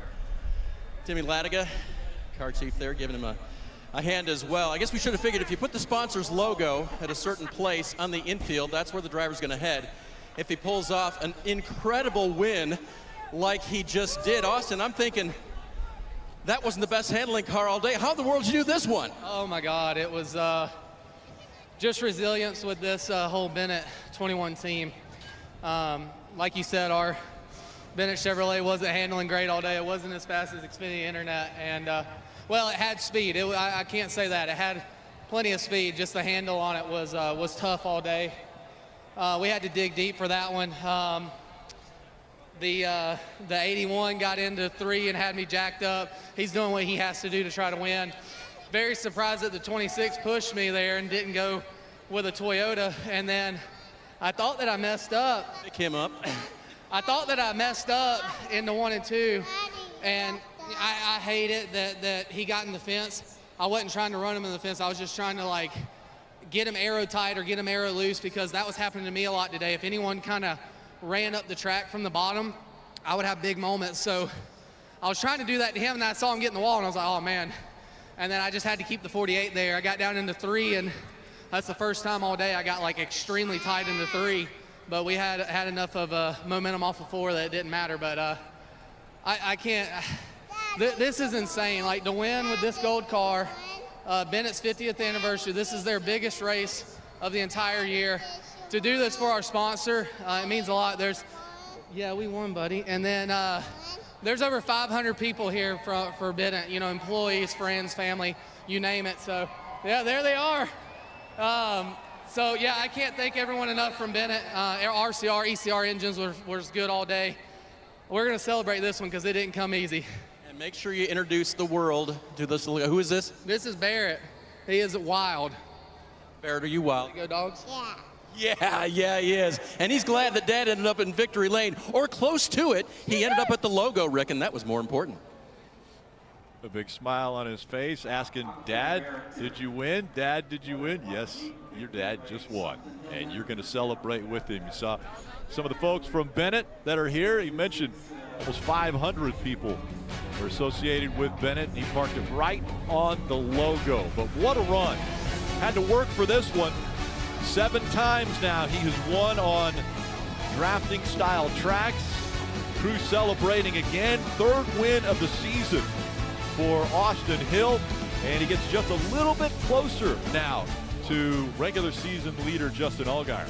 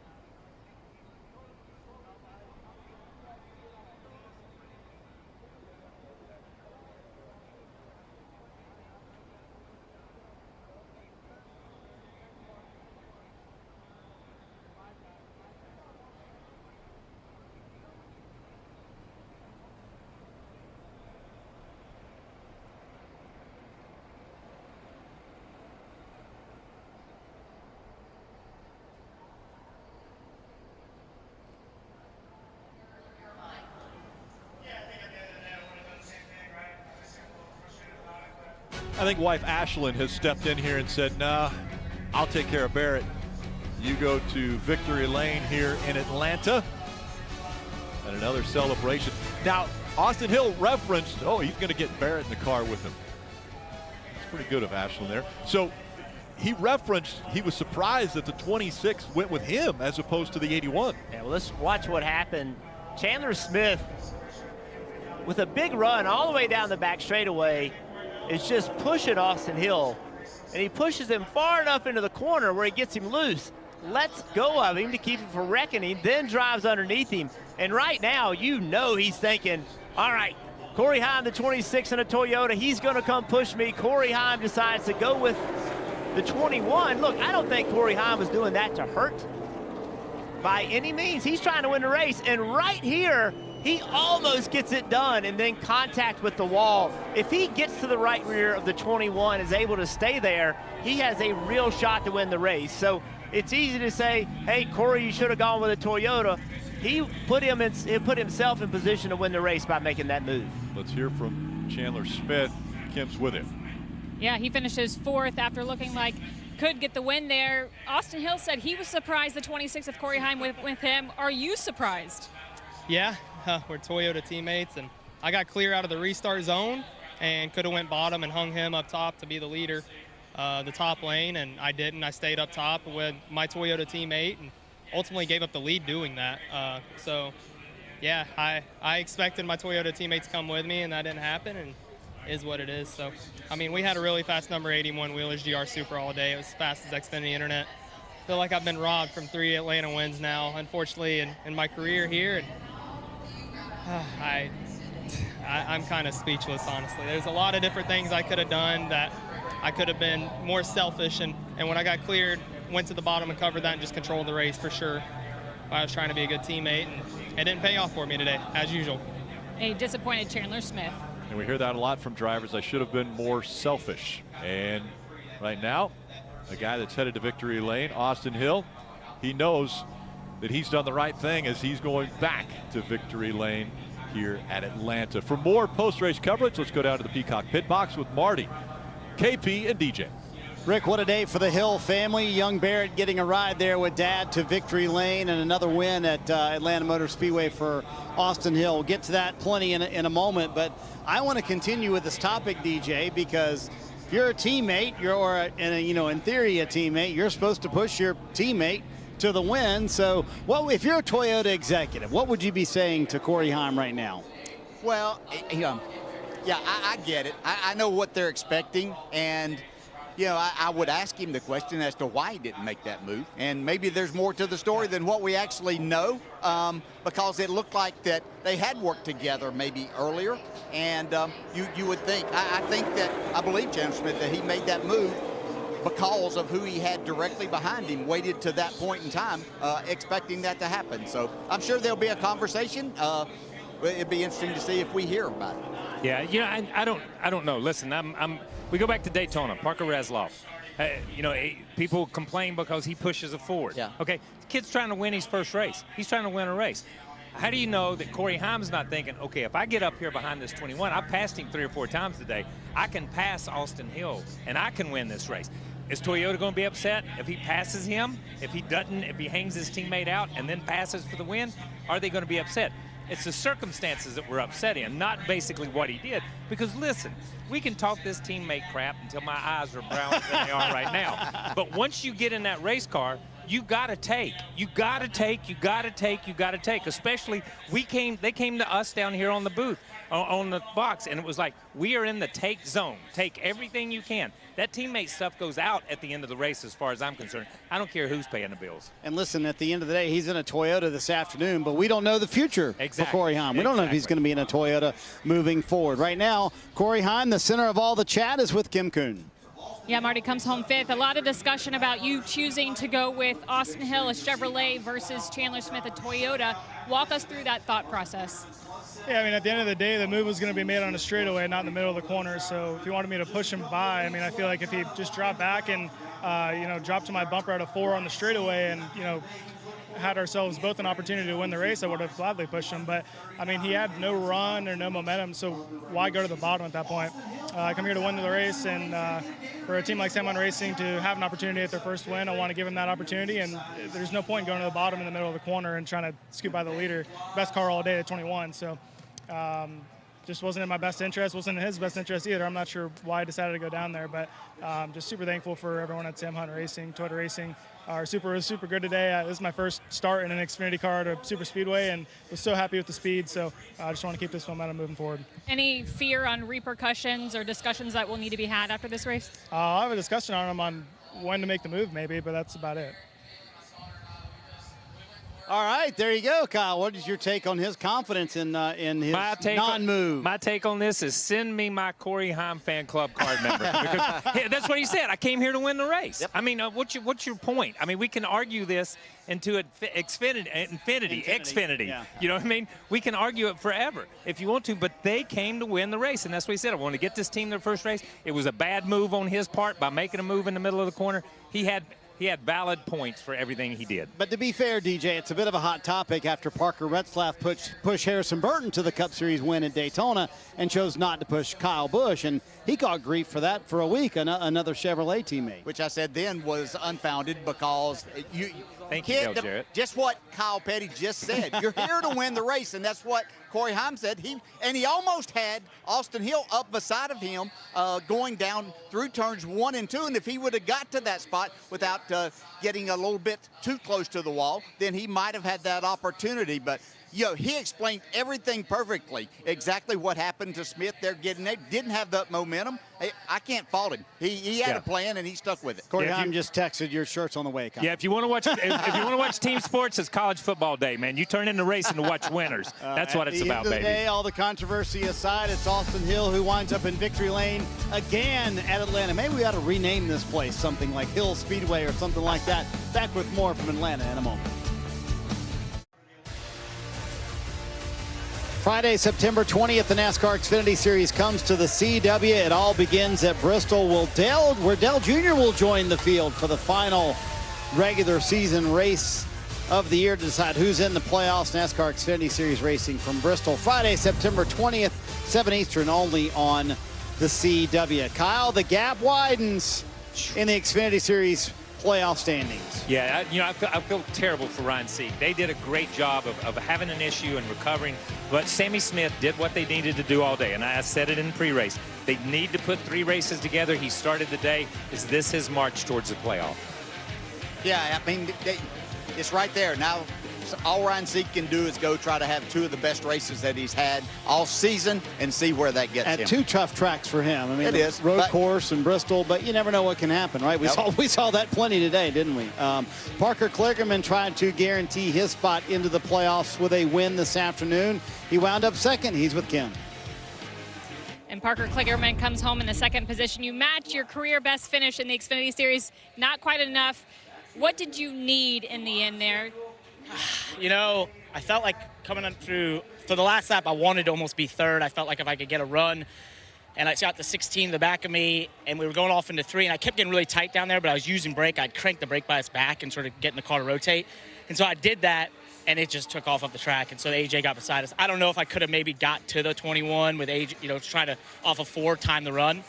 But congrats to Austin Hill. Obviously, he's a master of this place. But, our Spike Core Chevy started off the day wrecking loose. We were nowhere near as fast as Xfinity Internet, and I about wrecked, like, the first 2 stages. I was like, this is the hardest thing I've ever done. Like, we were so sideways, trying to stay the throttle, and then we did tons of rear adjustments, tons of packer adjustments, threw everything at it, and this whole Big Machine team never quit and got us in the game in the 3rd stage. And, Kim, I once again was like, hey, this is all lining up. We've done the right things. We went the right directions, changes, but we just didn't have it. But if we keep being this close, does it happen? I know it hasn't happened for Sheldon. Odds? It hasn't happened for Sheldon, sorry to him, but God, I just feel like, you keep doing it, we could get there. I love this game. It's fun to be there. It's fun to be in those high pressure moments, and as the intensity picks up in those last few laps, you can just feel it. It's bubbling, and you're trying to plan the moves and play the chess game, and I just want to be the one to cross the start finish line first. You leave this race plus 74, looking good to make the playoffs with 2 races to go. This team had so much fight here today. What do you have to do over the next 2 races? Well, I think it puts us in a really good position points-wise to be aggressive, right? Watkins Glen, one of my favorite places in the world. We're great at road courses. We have some of the best record road courses besides that pesky guy from New Zealand. But, yeah, and then, I mean, Bristol, we were awesome. We were a top 5 car there. It's one of my favorite tracks in the whole world. So we've got 2 great tracks. I would think for us, it's just about winning. You know, we just got to do that so we enter these playoffs with some momentum. I think we still like negative stage points or something right now. So we gotta do something about that. This team inching closer to that elusive win. 3rd place for A.J. Allmendinger, and I really don't doubt that it was wild to the end there. How'd you get 3rd? Yeah, it was, our Campers in RV Chevy was really fast. It was great to finally win something this year, won a stage, so that was good.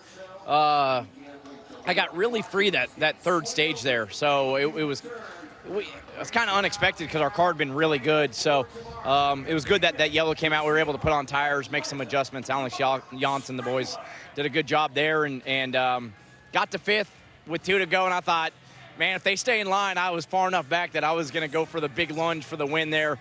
The 81 got shuffled out, and kind of put that plan, kind of a different plan, and the 26 got in the wall, so kind of took a chance out of winning the race, but great to get to a top 5 finish there.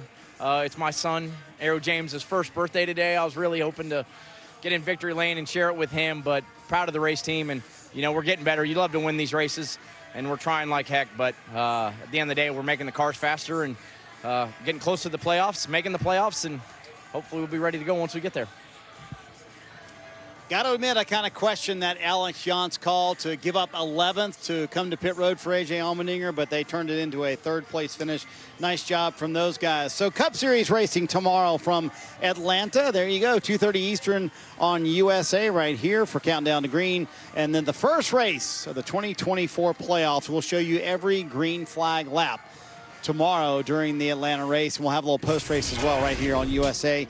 Here's how the points shape up, DJ, heading into the 2024 playoffs. Yep, whole new look than what we've been talking about for 26 weeks here, and now it's down to who's going to be lucky enough maybe to come out of here tomorrow with an advancement into the round of 12. Kyle, I think the one thing that kind of jumps out to me is how tight the points are. I mean, really from 4th all the way back to 14th, that's nothing. I mean, that could completely change by the end of the race tomorrow. It is nothing. This is the playoffs. Anything can happen. Anything can happen here at Atlanta. This is a super speedway now. We're going to see a different race tomorrow than we saw today. Different type cars, obviously, with the Cup cars. Handling is still going to be at a premium. Still going to be at a premium. Dale said it earlier. Those Cup guys came out of their trailers and came back to the garage and said, fix my car for tomorrow. That's what's going to have to happen. But I'm telling you, man, you're exactly right. From 4th or 5th back, it is a tight field. And by the way, DJ, here are the tracks in the first round. I've never heard more drivers say, I'm terrified of the tracks in this round. You have Atlanta, which is a complete wild card,